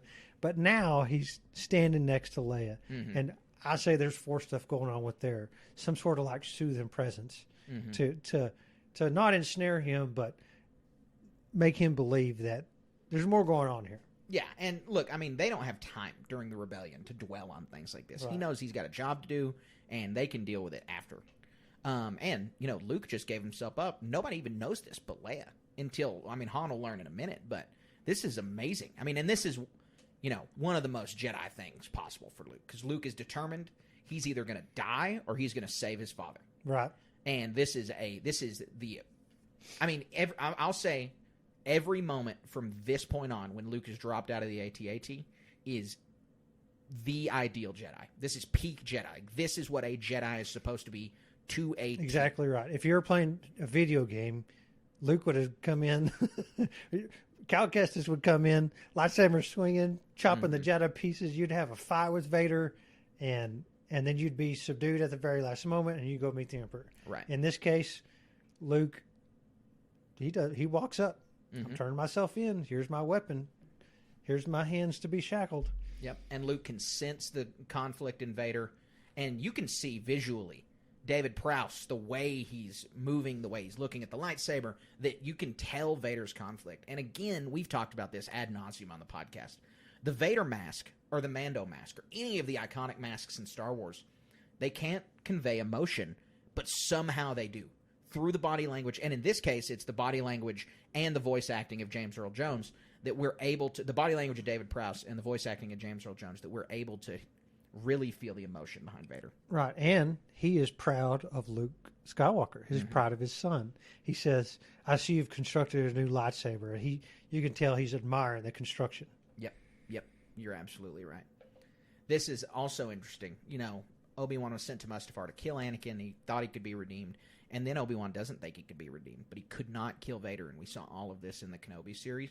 The Kenobi series really added some depth to Return of the Jedi. So much. And so this is where they're trying to, I feel the conflict. I have to follow the dark side. You don't know the power of the Emperor. Important lines here that, like you said, we're getting into of the path of the Jedi, the conflict between the light and the dark. Exactly. Well, it's so important to frame it as balance in the Force is not equal light and dark. Balance in the Force is not,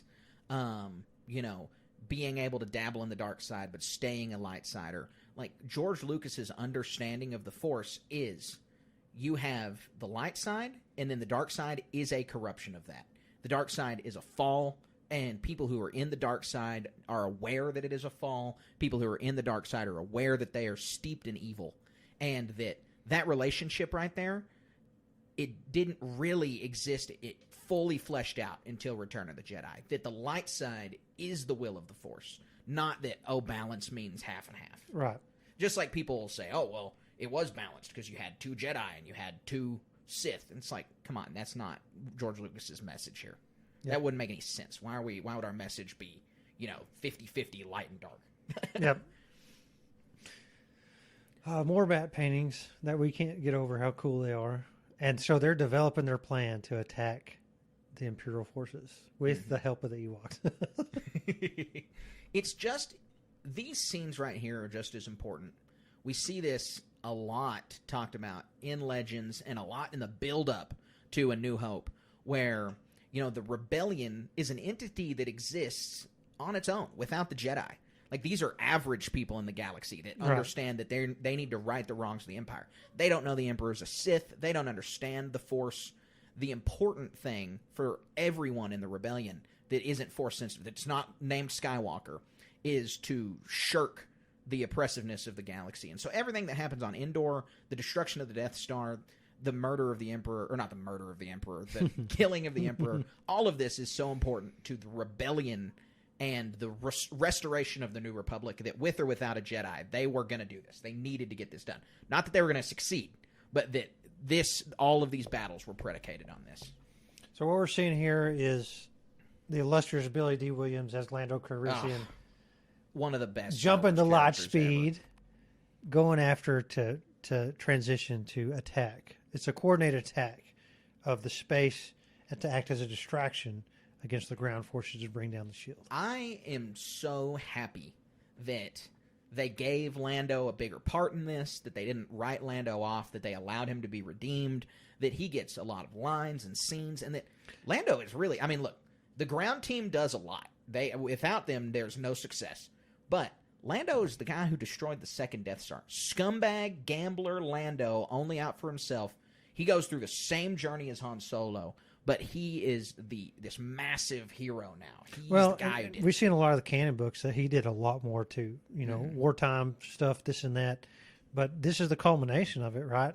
And Lando is so many people's favorite character. He was mine for a long time. He's still top 3. Yeah, he might. Yeah. I think he might be my second favorite character behind Luke Skywalker. We've never done a character breakdown like top 10. We haven't talked about. I don't know if we need to, but we'd have to break it out by trilogy or something. It changes every day for me. Yeah, but especially with new stuff that comes out. But yeah, Lando, and I'm so looking forward to a TV show with Childish Gambino. What's his name? Glover. Donald Glover. Yeah. Yep. I can't. I mean, I don't know if it's ever going to happen. I hope it does. They're missing the boat. They're missing. But, God, I want one. Because he did a great job as Lando, too. I mean, Donald Glover delivered on that performance. This is hilarious. The distraction, Wicket stealing the speeder bike. He gets so many scout troopers after him, too. It's like he's just one teddy bear. Come on. Yeah. He's a very skilled pilot, too. You know, they're bringing Ewoks and Wicket into the Star Wars Legion tabletop game that we play. Oh, yeah? That'll be fun. Yeah, and Wicket's a commander, and it's just his cards are really funny and goofy. They really encapsulate what Endor's like and what the Ewoks are like. There's our boy Rex, not Nick Sant. Strike Force. His alias is Nick Sant. There, I'll coalesce the two together. There you go. So they're going to blow up through the secret entrance that the Ewoks revealed, the generator. Mm-hmm, mm-hmm. But they have no idea. This is a trap. This is a trap. It's a trap. It's all like been foreseen. Many traps. And we get to see the Emperor's throne room. Every time we see it, it's so iconic because we get the look, this giant sprawling room that's so industrial, so Empire.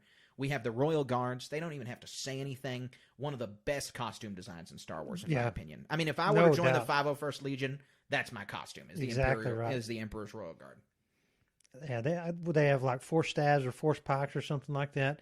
The next iteration of this is what we see. We saw just recently at the end of Mandalorian, and in The Last Jedi. Yep. The spin with the feet.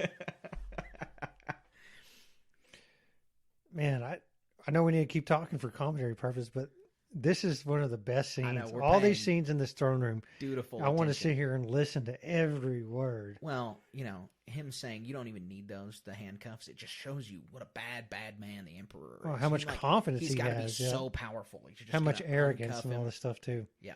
Sends the guards away.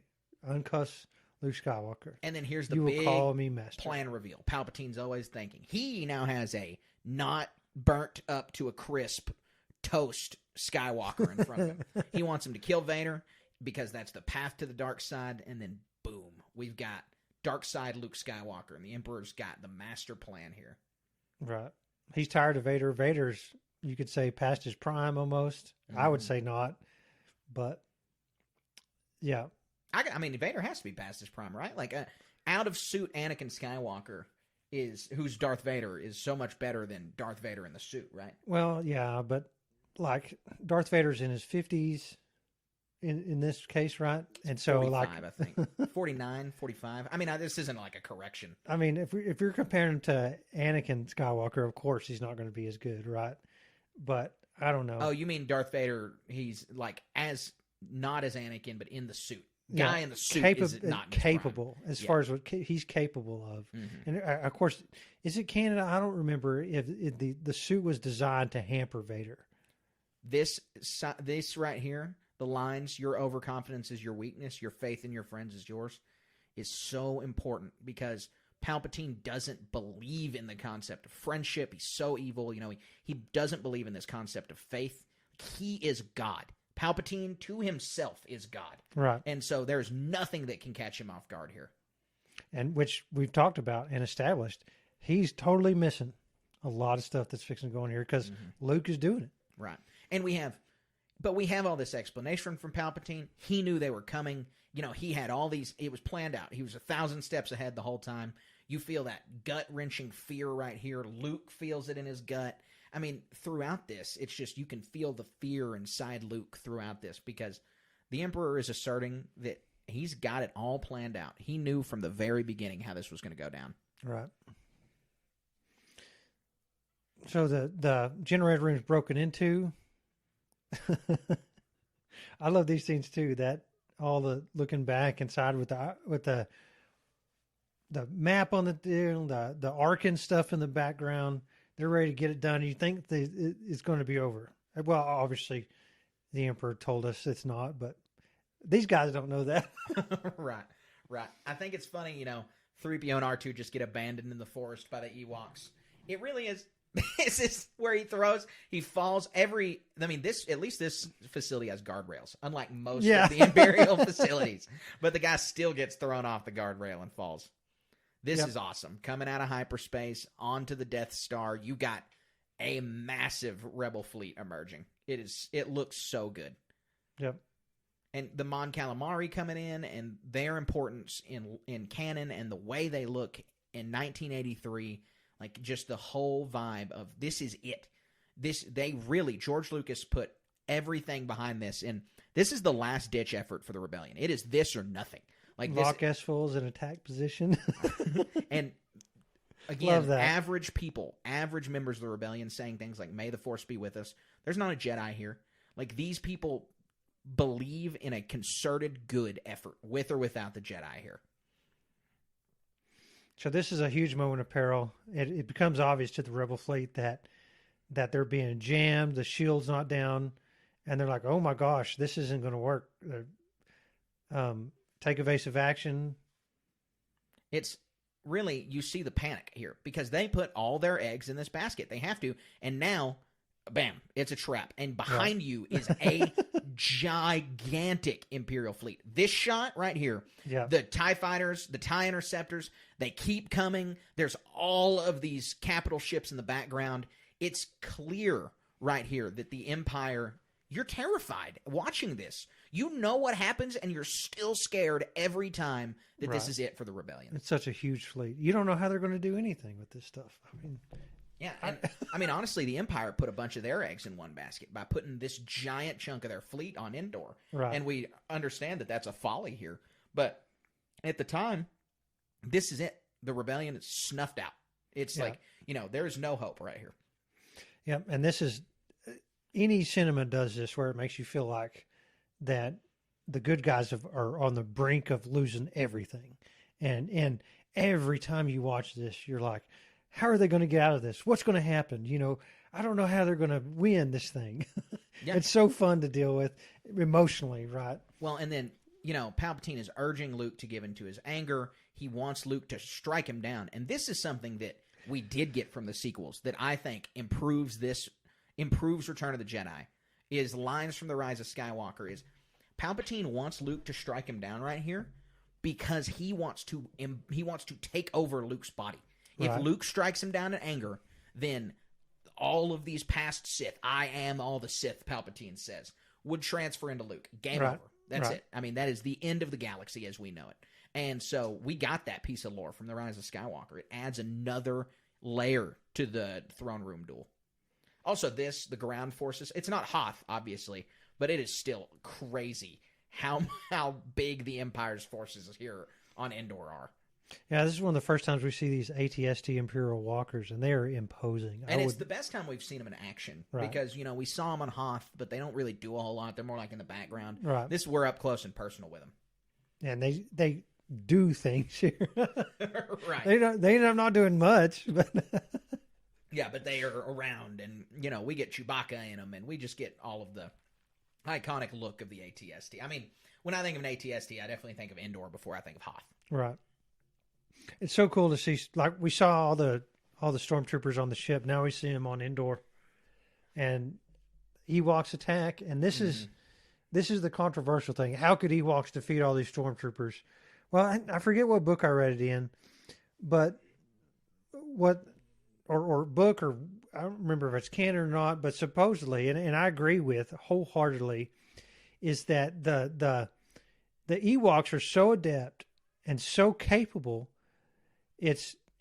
They're shooting joints. They're shooting into neck. These, they're shooting into these little bitty holes, not eye holes per se, but like necks and elbows and knees and stuff that are just totally debilitating one stormtrooper after another.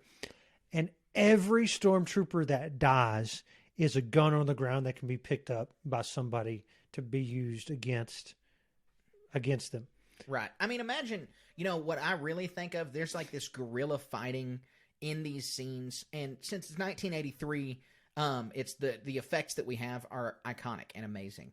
But if you were to take the fight on Ferrix in Andor, it's a pretty good analog to this because of how guerrilla that was. It was in a town, obviously, but it's just average people, like you said, picking up weapons off the ground, throwing things at stormtroopers until it's this riot and smoke everywhere and screaming. And it's harder to get across in Return of the Jedi. It's the same thing that's happening to the Empire. It's on the Ewoks' home turf. Right, exactly. And then the other thing is, the stormtroopers, it's not like they practice maneuvers on this planet and are adept at the topology, or, they didn't care about the Ewoks. They were beneath contempt, like I said earlier. And then whereas the Ewoks had a whole night and a whole effort, they knew where everything was through potentially years across the construction of this facility and the Death Star above. And so they know where everybody is. They know the facilities. They're able to develop a plan to defeat every Imperial person here. Mm-hmm. No, you're absolutely right.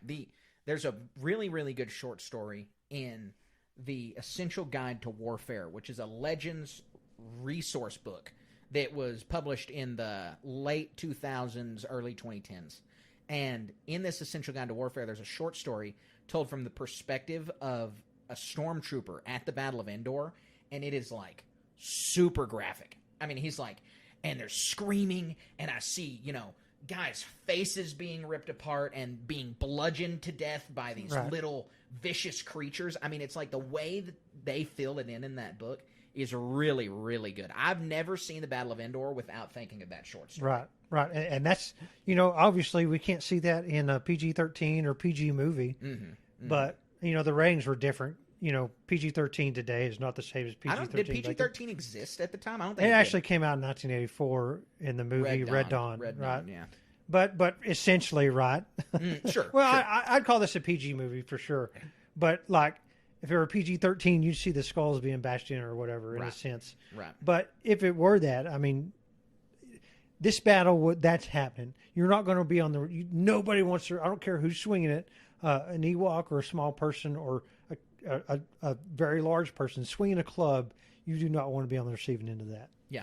And when you're destroying your enemy, bashing skulls in is a thing. Yeah. No, you're absolutely right. Especially an oppressor like this who is contemptible. Yep.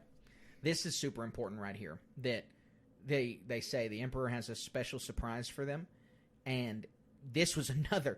I mean, it's just the last 30, 45 minutes are just like audience and rebellion, gut punch after gut punch. It's like, oh, it was a trap on the Forest Moon. Oh, Luke's captured. Oh, now the Death Star is operational. It's just like they continue to take L's right here. They really, because, in many of the Star Wars battles, there are layers to the battle. The Battle of Naboo, you've got the Battle in the Grass, you've got Darth Maul's lightsaber fight, you've got the taking of the palace. Well, in the Battle of Endor, you've got the ground assault, the space assault, and the throne room stuff. Upping the stakes and giving each one of those a trap or an obstacle to overcome was really good story weaving for George Lucas. Just hitting all these notes at the same time. And we don't get this in a lot of movies, I feel like. And to see here back in 1983 and progressing into more stuff just makes it so much more enjoyable and fun to watch. Well, seeing the depth and the interwoven stories is really important to me. I love Avengers Endgame. It's a great movie, but it's a linear story. I mean, you follow those original 6 Avengers and a couple other characters that I may be forgetting, but you follow them through this linear time travel story. Infinity War is all about the other characters. Endgame's all about the original 6 Avengers. But it's one storyline. Here, you get all of these interweaving storylines between the Jedi and the Rebellion, and you get the ground team and everybody just weaving it together. Super cool. Also, super sad watching R2 get shot. Really messed me up as a little kid watching this happen to R2. It's scary. I mean, because he's such a...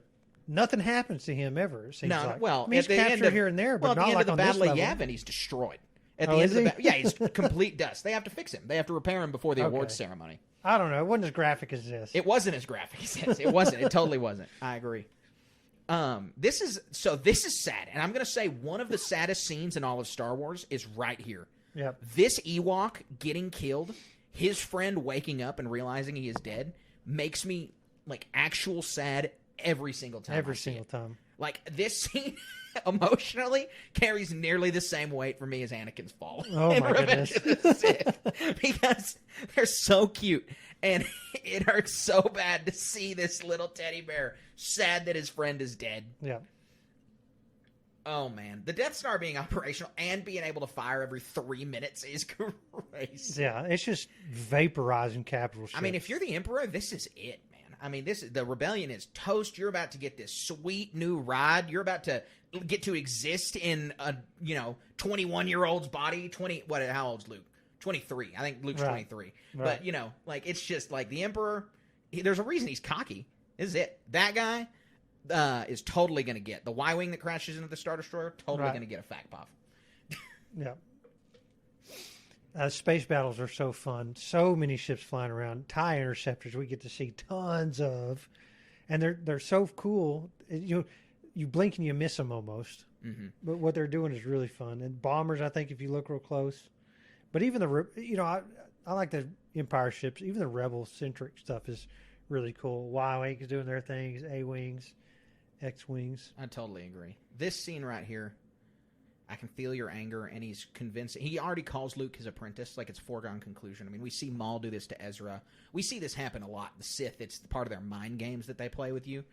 But encouraging Luke to just fall and just kill him. Trying to compel him. He's saying, if you kill me, this is over. You're going to be able to call off the attack. You're going to be able to destroy the Death Star. Save But he your knows friends. that if Luke kills him, then 1, he'll be in his body, but 2, that he's turned to the dark side. I mean, that's it. Right. As soon as he strikes him down in anger, Luke is not going to call off the attack. Luke will now assume the Empire. Right. Wipe out anything that can oppose him. Yeah. And so this scene just left us and transitioned back onto Ewok. But Luke force-pulled his lightsaber, ignited it, and I guess swung it at Vader. We couldn't tell. He swings it at the Emperor, and Vader blocks. Yeah, okay. But the question is that I've heard is Vader blocking this because he's protecting the Emperor, or is Vader blocking Luke's lightsaber because he doesn't want Luke to fall to the dark side? Right. Which is it? And I am of the mind he's protecting the Emperor because I don't think that Darth Vader is in the light yet. I don't think he's conflicted enough to have made some kind of light side move stopping Luke. I think that he is trying to protect the Emperor and trying to prove himself. And I can kill my son, and I'm still the apprentice. Because Vader knows that he's going to get replaced by Luke. So that scene with the Emperor laughing behind the lightsabers clashing is the turning point. Immediately after this, on Endor, with the help of Ewoks, Chewbacca takes over an AT-ST, and it goes from a small rout, kind of, to a decisive return to the Ewoks being dominant. Mm-hmm. I mean, stormtroopers are getting tossed around. The Ewoks are celebrating. They're just banging Blasters on in the hand. stormtroopers. Yeah, they're using blasters now. I mean, it's just the Empire on Endor is totally destroyed, and we see this in the Battlefront 2 video game with the what's that special team? Inferno Squadron was deployed to stop the strike team. And the carnage in that video game is off the chain. Endor is always more graphic and violent in every work except for Return of the Jedi. Return of the Jedi is the softest Endor interpretation, and we see stormtroopers getting pelted with boulders. Yeah. I mean, brutality. The music, really, though, like, they lightened the music here because, obviously, PG movie, like you said. Just think if you heard this with just some other kind of music that's a little less, like, upbeat. Yep. And this is a totally different shot with just a little bit of different music. Yeah. And the Ewoks really had this all planned out. They have all kinds of booby traps, logs falling to smash these ATSTs. I'm sure conveniently placed boulders to hit the stormtroopers, all kinds of little rope traps to stop speeders. It's really cool to see all these improvised weapons. It's like seeing out a Predator almost or something, or maybe Predator got it from this. I don't know. I don't remember when that one came out. This right here, the "I love you" and "I know" line being switched up, super important because we still hadn't heard Han do the "I love you," or maybe we did on the Palace. But regardless, switching that line up, super important. And just seeing Leia, she got shot. She's still a fighter to the end. I mean, she is just such a great character. Everything they've ever done with Leia is top notch. Top notch, and it doesn't get better. This happened in 1983. If people are saying there's some issue with women in movies today, that's not true. Leia Organa Solo, or Leia Organa, I'm reading books and that's her name. In the books, I'm sorry, foreshadowing there for what I'm doing, but best female characters of all time, one of the best. Absolutely, she's a total heroine. She's up there, and she is the cookie cutter for a strong female character. Right. Like, if you want one, you just copy what Leia did. Just copy what George Lucas did. Ellen Ripley's another one. Go watch the Alien franchise if you want to see another one.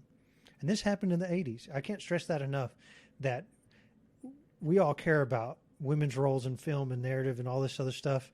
And it's been like that for all time. Mm-hmm. They did a wonderful job with her. Luke, again here, saying not going to fight you, puts his defenses down.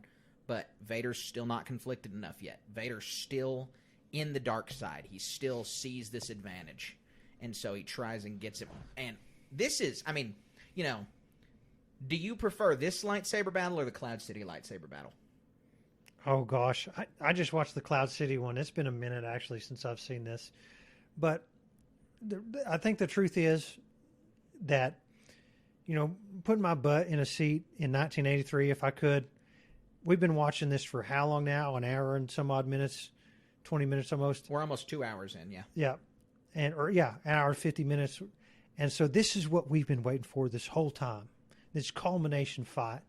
And it's not only just a lightsaber fight. It's like you mostly have been, we've been illuminating our audience, and me too, is this Jedi fight. This isn't just a Luke Skywalker versus Darth Vader. This is how a Jedi would do things. Mm-hmm. And the light, he's defensive, only for defense, right? Right. And he doesn't, there's so much interplay here that you're going to school me on, I'm sure. But he doesn't want to kill his dad. He knows in his heart he can bring his dad back to the light. Yes. Yeah. No, you're absolutely right. And the way that they interact throughout this scene is Luke at no point and we'll get to it, and I don't even want to spoil it, but Luke at no point in this fight up to this moment has done anything except for the peak Jedi behavior, that he understands the peril the galaxy is in, but he's not going to let that compromise who he is and what he believes. Also, this Han Solo pranking him with the ATST, same, like, it's just the detention scene in A New Hope, but it works this time. Everything's fine. How are you? Exactly. It's just this time it worked for Han. Yeah, that's hilarious. It is. And then they all run out there. They're like, this is it. Don't leave anybody behind. Yeah. Let's make sure everyone in this building goes outside.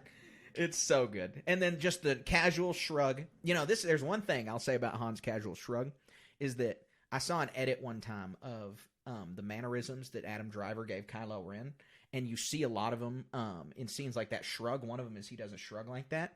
There's a lot of parallels between Kylo Ren and Han that you could miss in a lot of viewings. When you see them side by side. I want you to point that out for me next time we watch that because I missed it.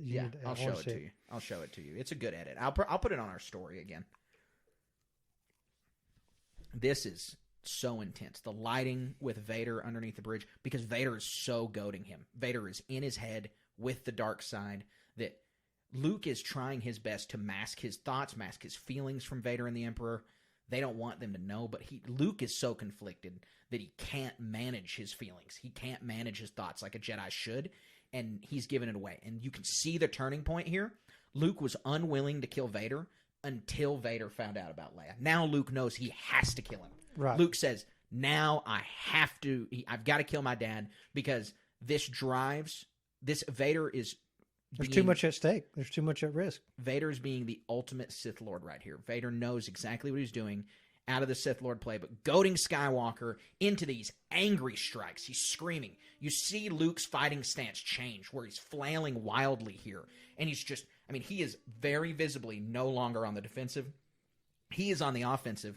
And Vader's underestimated how powerful Luke became, because this is Luke tapping into his anger right here. Is just it's the same every time a Jedi taps in the dark side. He is so powerful, but only for this brief amount of time. Right. This is where Darth Vader is defeated. He gets hammered. Hammered. You cannot tell me no that better these way to put repeating swings are a Jedi thing. That he is visibly trying to kill Vader. He's about to strike. You can see it in his eyes, and he doesn't, because he sees that robotic hand and he understands how much in common Luke and his father have. How much Luke is flirting with the dark side is Luke knows that in this moment he could have become his father. And Palpatine chooses this time to pounce. Your hate has made you powerful. Mm-hmm. Fulfill your destiny. Mm-hmm. I say that. There's another line. Fulfill your destiny.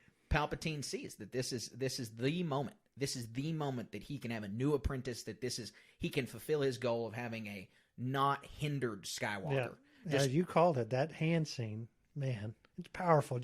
It's moments on the screen. This is if you have to sum up Star Wars in one line, this is what I tell people. Yeah. It is right here, Luke's delivery to the Emperor, most iconic scene in Star Wars.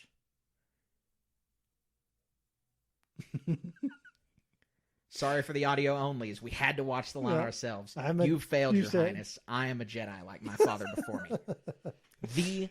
My favorite line of all he throws his lightsaber away. He's basically turning the other cheek to the Emperor. Yes, that is. It's exactly what it is. That is perfect. Is that he refuses to fall to the dark side. He knows if he kills in anger, that's what's going to happen, and he's depriving Palpatine of himself. Not falling prey to his angry feelings, giving his feelings to the Force. We've seen this since day one of Star Wars. Mm-hmm. Turns his targeted computer off. Luke, use the Force, right? And so this is what turns Darth Vader observing Luke act in this way, observing his son act in this way, turns Vader to the light. Vader sees what a true Jedi. It's not just that Palpatine was going to kill Luke. It's Luke's behavior in front of ultimate peril. Yes. He is supremely, he is on top of his game. He is a supreme Jedi right here. And we see it also visually. This is a total English teacher move, but George Lucas, Luke's been wearing black this entire movie. Well, in this one scene, the tunic folds and exposes the white triangle of his tunic, and that shows that Luke is light on the inside. No matter what he does, that he is a supreme Jedi on the side of the light. Right. And I'm also going to say that the begging and the father pleas and the pleading with his dad to the last moment to turn to the light is just every moment of Luke Skywalker's behavior throughout this fight since he throws his lightsaber down is peak Jedi behavior. Exactly. I love the Emperor's so scary in this scene. The makeup, the robe. Wasn't that something that we haven't touched on yet? That the Force lightning is what drives this point home. Is that when you have a villain like Vader, we mentioned this at the very beginning. Vader is so iconic. He's so menacing. He's so scary that you had to one-up it somehow with Palpatine. You didn't go for, oh, it's an Ultra Vader. He's in a crazier suit. Like, he's not. He's a decrepit old man that's twisted by evil, is visibly evil, and has the lightning that adds to that. Yeah, exactly right. Oh man. So the next iconic line, no, throws the Emperor down into the pit, and the lightning's going the whole time. Did they rotoscope in the skeleton, the skull? I don't know how they did that. I don't know how they did that effect. But you're right. The way the lightning hits Vader, and the way that he decides to kill the Emperor this way by tossing him down the reactor shaft. It just makes it such hit home that how important these scenes are. It's not just some casual act of tossing a dude down a shaft. No, it kills Vader to do it. It's so dramatic. It's delivering the right message here. We've got the Emperor at his ultimate power, about to kill not the last Skywalker, but about to kill Luke Skywalker, about to kill Darth Vader's son, and the Emperor's vision is so clouded that he doesn't see the conflict in his own apprentice, that he doesn't know that this is it, that this is over, that his empire has crumbled. And so it's amazing. Yeah. I'm sure we're going to talk about that a little more, but what has happened on screen now is the music's changed. Mm-hmm. It's got that real upbeat John Williams, da-da-da-da-da, and the Millennium Falcon has flown into this is where you're getting pumped. The Emperor's dead. Death Star. Right? Oh my gosh. You know that, look, the Jedi have won. The Jedi have won here, but the Rebellion, the Republic has not won here. Right. Because say Palpatine was killed, but they couldn't destroy the Death Star, someone's just going to assume the Death Star. I mean, it's not like, they'd still have the same fight on their hands. Such a fun scenes flying through these tunnels and stuff, because all kinds of, how's the Falcon fit in there? All kinds of TIEs are chasing these guys. So the peril's not over, right? I mean, they got to get in there and get out. We know what's going to happen potentially if you're sitting in there watching this, that this thing's going to explode. Mm-hmm. And they got to get back out. So like, is Lando going to die or not? But still, more space battle scenes. It transitions back out. You see a whole Star Destroyer being blown up. So not only has this Death Star stuff changed because the shield's down, but the other stuff, space battles changed too. Green leader right here, totally going to get a fact pop. You're exactly the right. Suicide run, totally getting a fact pop. And this is what takes down the Executor right here somehow. You know, you'd think a ship that size would be a little bit more formidable, but this is what galvanizes the Rebel fleet into, the dominoes are falling here. And you see the perspective of that massive ship that's like 6 regular Star Destroyers long, is you can't even see the whole Death Star. Like, it crashes into the horizon of the Death Star. Right. The Death Star 2 is titanic in size. So one of the coolest lore things, and you probably know this better than I do, we're watching the scene where let's start to talk because I want to hear this, right? One of the best scenes of the whole movie, but like you hear blasters, what I was going to say, you hear blasters shooting. So the Imperials are knowing that there's limited space on these shuttles to escape, that, the dominoes are falling, like I said. And so limited space on these shuttles, they're fighting each other to get off of this imperiled Death Star. Yep. You're absolutely right. And then we get to see, imagine, in a world before the prequels, this is Darth Vader's face. This is who Darth Vader is. Like, we don't ever get to see the mask off. It's, for so long, people are like, was he just a robot this whole time? Like, is there any man in there? Like, what does he look like? And this is the big reveal. And so another controversial thing, this is not David Prowse. Yeah, you're right. It's not David Prowse, which is, I actually don't know why they made that decision. I do. Why is that? He was leaking all kinds of things to newspapers. Oh, really? And he might have been in the suit earlier, but in this thing, this is supposedly, I need to read it. I don't know this authoritatively, but they punished him on this face reveal for leaking all kinds of stuff. Because in between A New Hope and Empire Strikes Back, he leaked. Because that was supposed to be the big thing, was that Vader was Luke's father, right? David Prowse leaked that? Yeah. Wow, I didn't know that. I've never heard that. Yeah. You're serious? I'm I've serious. Never heard that before. He had done a bunch of press interviews and leaked all kinds of stuff. I'm serious. I know he did that. Whether this was a retribution thing, who's this actor? Do you know his name? I do not remember the actor's name underneath the Vader mask. I'm sorry.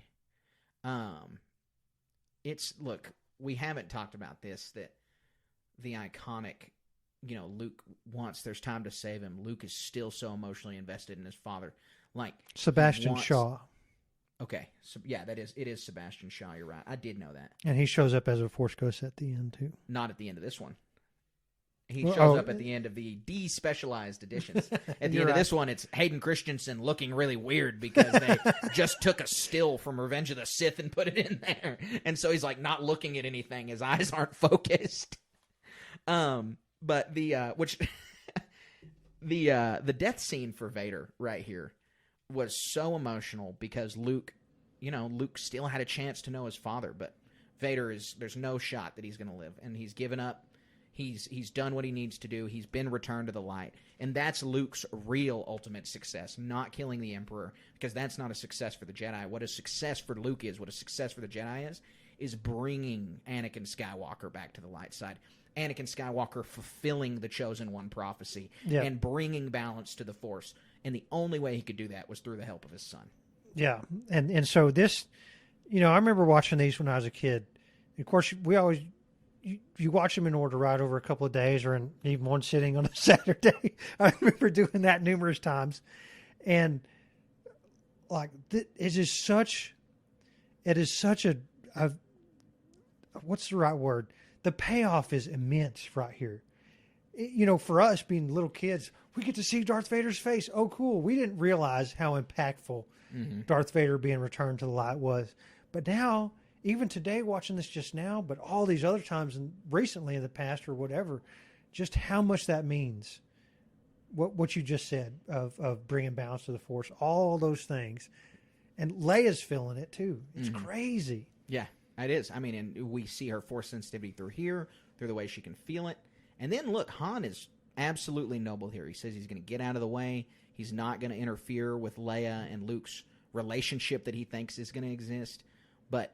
The big reveal here for Han is, it's really good because he has no idea. Leia shares the knowledge with him. And the faces that they make. Carrie and Harrison both do a phenomenal job with the faces that they make. Right. This is another parallel really good between Adam Driver and Harrison Ford. I'll show you in just a moment. Also, Han getting the realization of the brother is hilarious. Yeah. But I mean the kiss. Yeah. And then the smile after the kiss is... The realization there that Harrison Ford is able to portray. Oh, my gosh. Adam Driver copies that kiss smile also in The Rise of Skywalker, and it looks so good. Like, I'm telling you, you look at Adam Driver, Harrison Ford parallels through these two movies, they did a really good job. Yeah. It was something that JJ focused on that was way more subtle than most people looked at. It was good. Also, look, Return of the Jedi Celebration... My favorite music in Star Wars. But not Yub Nub. Oh, yeah. I'm on Victory Celebration team. I'm basically any special edition choice in Return of the Jedi was a good move to me. This scene with the funeral for Vader. Yeah, funeral pyre. If I die before you, I want you to do this to me. In my yard, you have permission. The music swelling right here is so emotional. Getting to feel the way that John Williams' orchestra hits right here. And just all of the build-up through the first 6 movies, all of Anakin's journey, the fall amounting to Luke saving him, was just so good. Even though the Ewoks are jamming like 20 feet away from this and celebrating that his dad is dead, Luke can still mourn right here. And it's important, and it's very, very impactful. Cloud cars, such a strange ship. The planets that they chose for the celebration, I really like, because... Obviously, you get the original trilogy planets, Tatooine, and you get Cloud City. But seeing Naboo was so cool. Yeah, the Gungans jumping up and down.